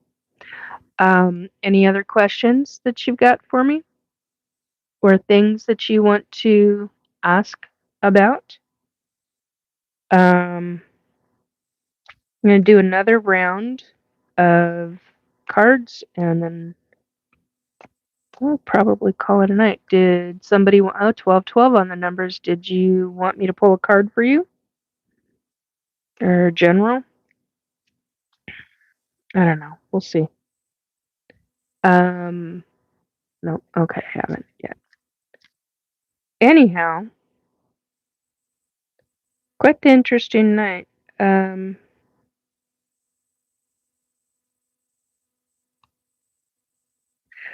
Thursday, some asshat said to me transmogosphere. And I was like, from the Spy Kids movies era? And I got no response back on that one, but kind of cracked me up because they were trying to put in fake shit. And I was like, yeah, y'all are caught, motherfuckers. Hello to the 15. Anyway, so I gather the gamers are getting out about 2:30 in the morning here, 12:12 still on the numbers. So psychic medium, if you're just coming in, I'm a psychic medium, ET abductee, deal with paranormal a lot. Survivor of childhood sexual assault, survivor of forced SSP, which is secret space program, my lab survivor, a bunch of other things as well. Kind of a unexpected, well-rounded individual. Yeah, well. Anyhow, anything else? I mean, because I can talk about ETs till I'm blue in the face. Funny enough, many of them are blue, whole body. I was gonna say tip to toe, head to toe. Wow, that could have come out wrong. That could have come out really wrong.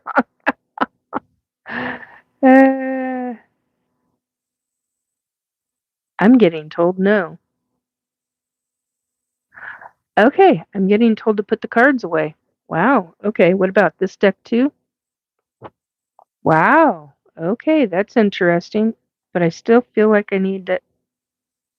I'm getting told don't do it.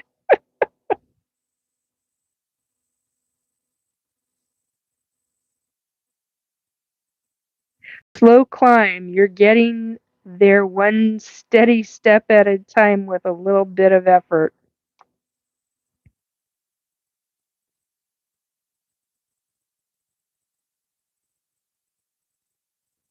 There we go.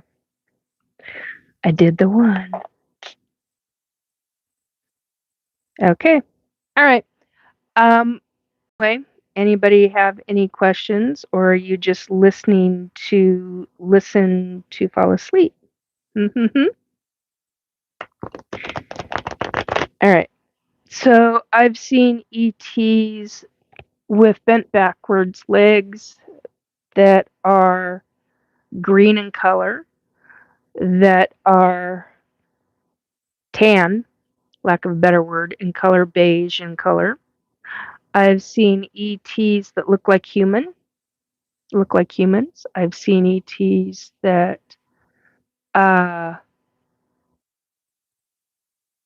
they look like human, but then you look over there and there's an exact duplicate of that one standing there. So clones. Yes, ETs can have clones.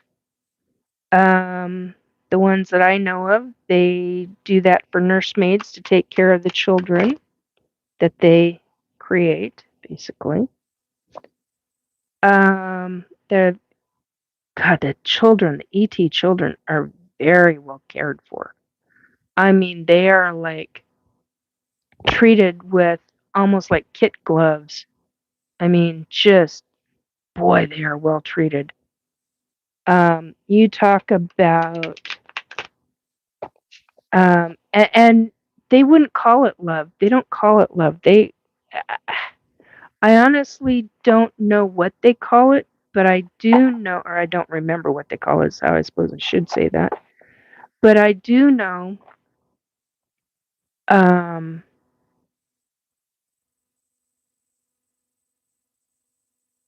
that it has the sensation, as my stomach grumbles, it has the sensation of love.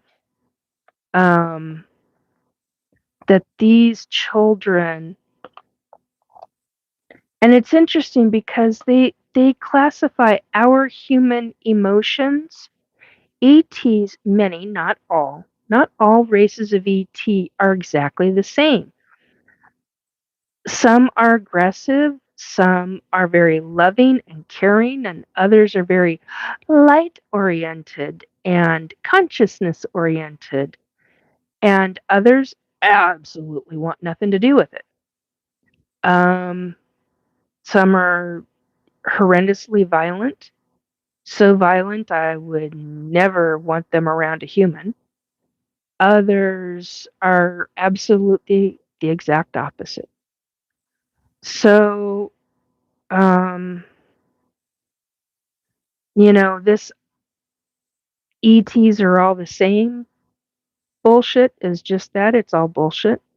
They're not. Um, ETs all want the same bullshit. I call bullshit. That's absolutely not true. Um,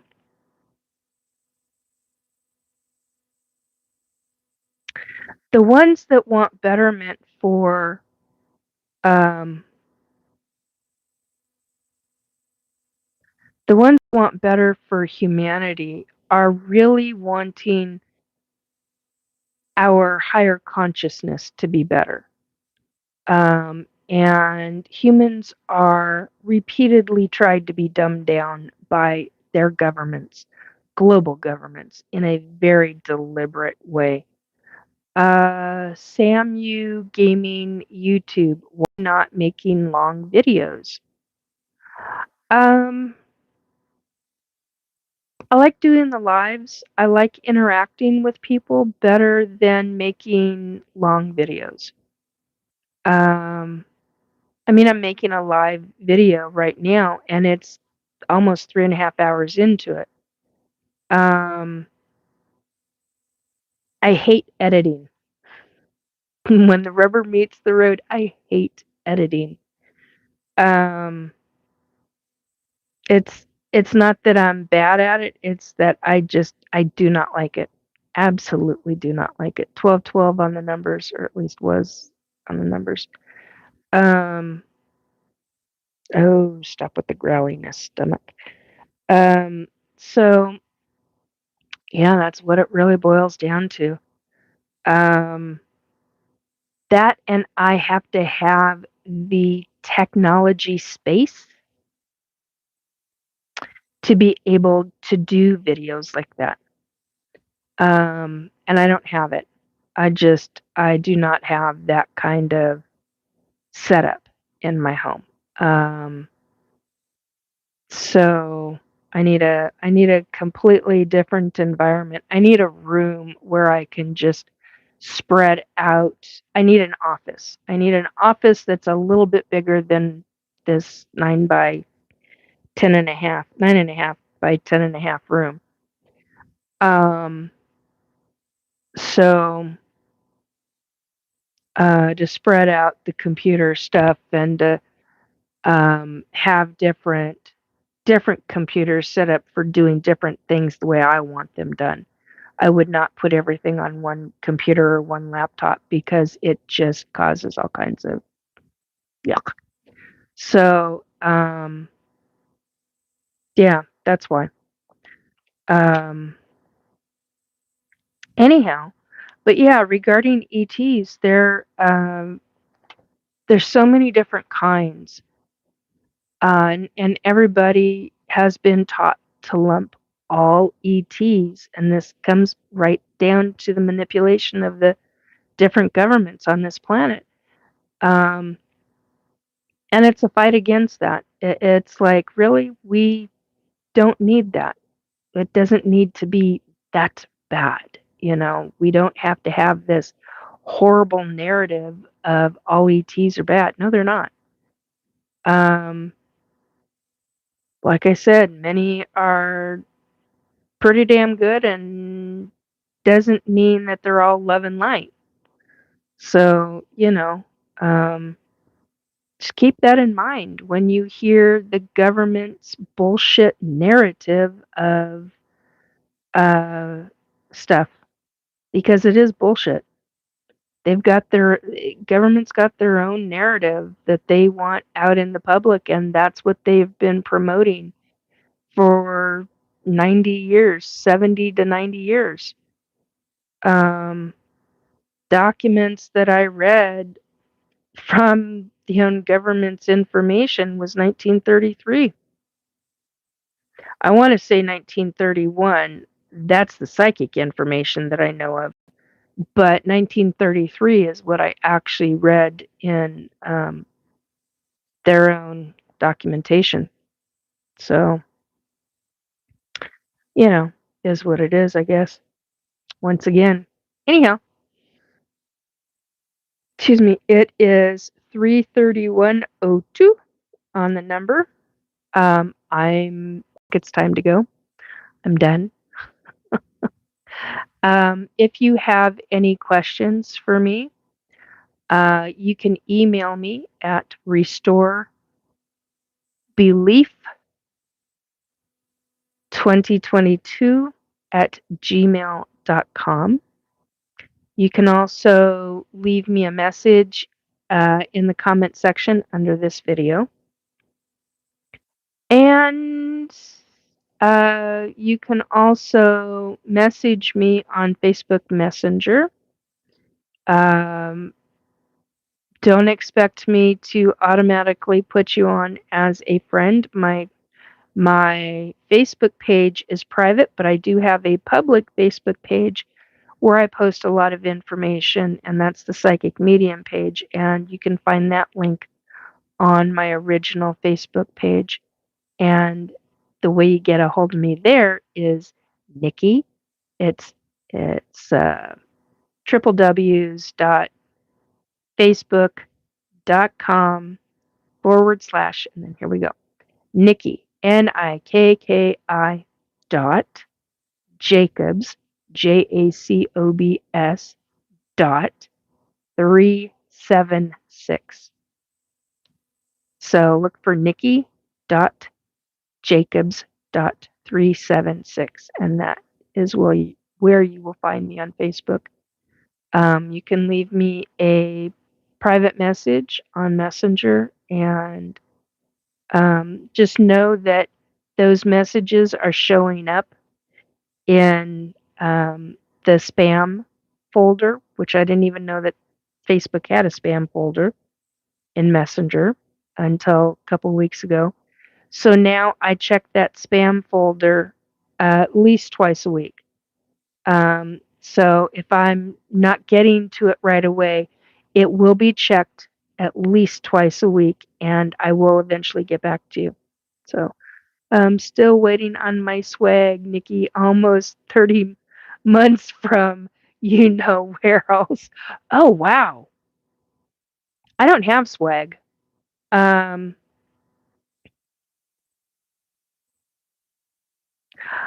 wow. You should be contacting him, the owner of that one, and letting him know.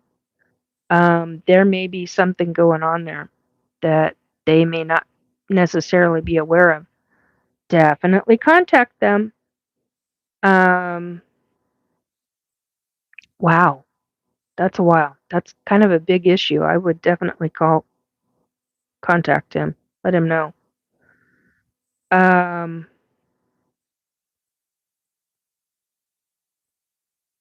oh, don't know what to tell you then. That's a bit concerning. Yeah, in private. Yeah. Anyway, yeah, you know where to contact me, so or how to contact me. Anyway, um, yeah, I want swag that's I've got very specific words, and then symbols. I've got a couple of symbols that I want to put up that are mine. And I have a feeling I'm going to have to trademark them. So that ought to be fun because that could take a couple years to to get things trademarked. So anyhow, um, anyway, I think that's it. I think that's it. Just know that there is to be an expected false, I was going to say false flag, but a false ET um, thing to happen. I don't know when. Internet is talking about, oh, it's supposed to happen in November. That. Yeah, all right, whatever. There's a process that will happen before any ETs really start showing up to the masses. Um, and it would not surprise me if it happens in sleep. People sleep because that is their most vulnerable state. And it's a way that would be easily accessed is in dreamland because you're literally at your most vulnerable in your dreams. Um, and it's a psychic connection. It's basically creating a psychic link. So, yeah, I think that that's very possible that it could happen that way. Start anyway.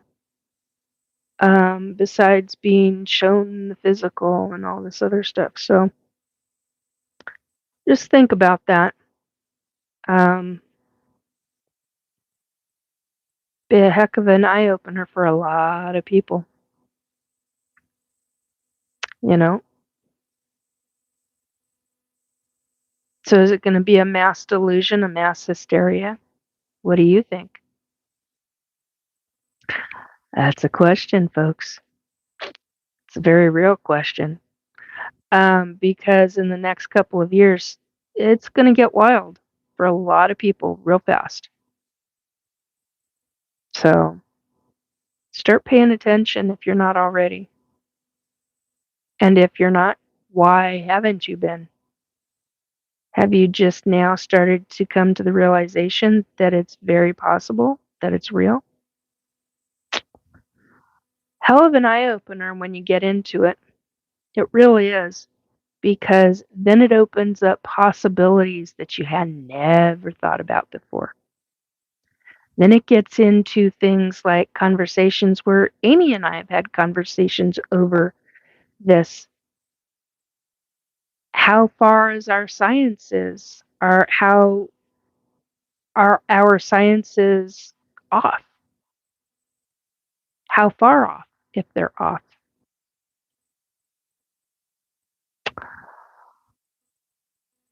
Was Einstein right? Or was Einstein incorrect? How many things was he right on? How many was he incorrect on? How about our current scientists? How many of them are correct?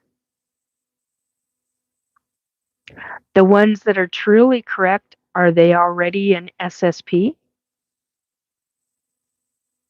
Are they already doing things with major conglomerates that the public doesn't know about? Oh, I would lay odds they are. Very good odds they are. How many scientists have been secreted away from the kind of work that they were doing? But because of their work, they were so good at what they were doing that they were taken into the corporate field, the conglomerate field, to go beyond, way beyond what they could even begin to imagine. And now they're in something so deep that one, if they even tried to get out, could be terrifying. And 2, would they ever want to get out because of the kind of work that they're doing in science? But yet, the only ones that know about it are the ones that are in the conglomerate. So, is it the recognition that they miss? Or is it something else? What runs up your flagpole and gets saluted? Hmm? What's your inner flagpole say on that one? Think about it. Think about it and then get back to me. Anyway, on that note, it's 13:12 on the numbers and 2:49 a.m. in the morning. So it's been a long night, and it's 3:41:07 on the numbers. Anyway, take very good care, folks. I wish you well. I wish you a safe weekend, what's left of your weekend. I wish you a safe week, but that doesn't mean you can't have fun. It's all kinds of fun you can get into and enjoy. Anyway, on that note, take care all. Bye. Hope you learned something. Bye, folks. Have a good weekend and a good week. Take care.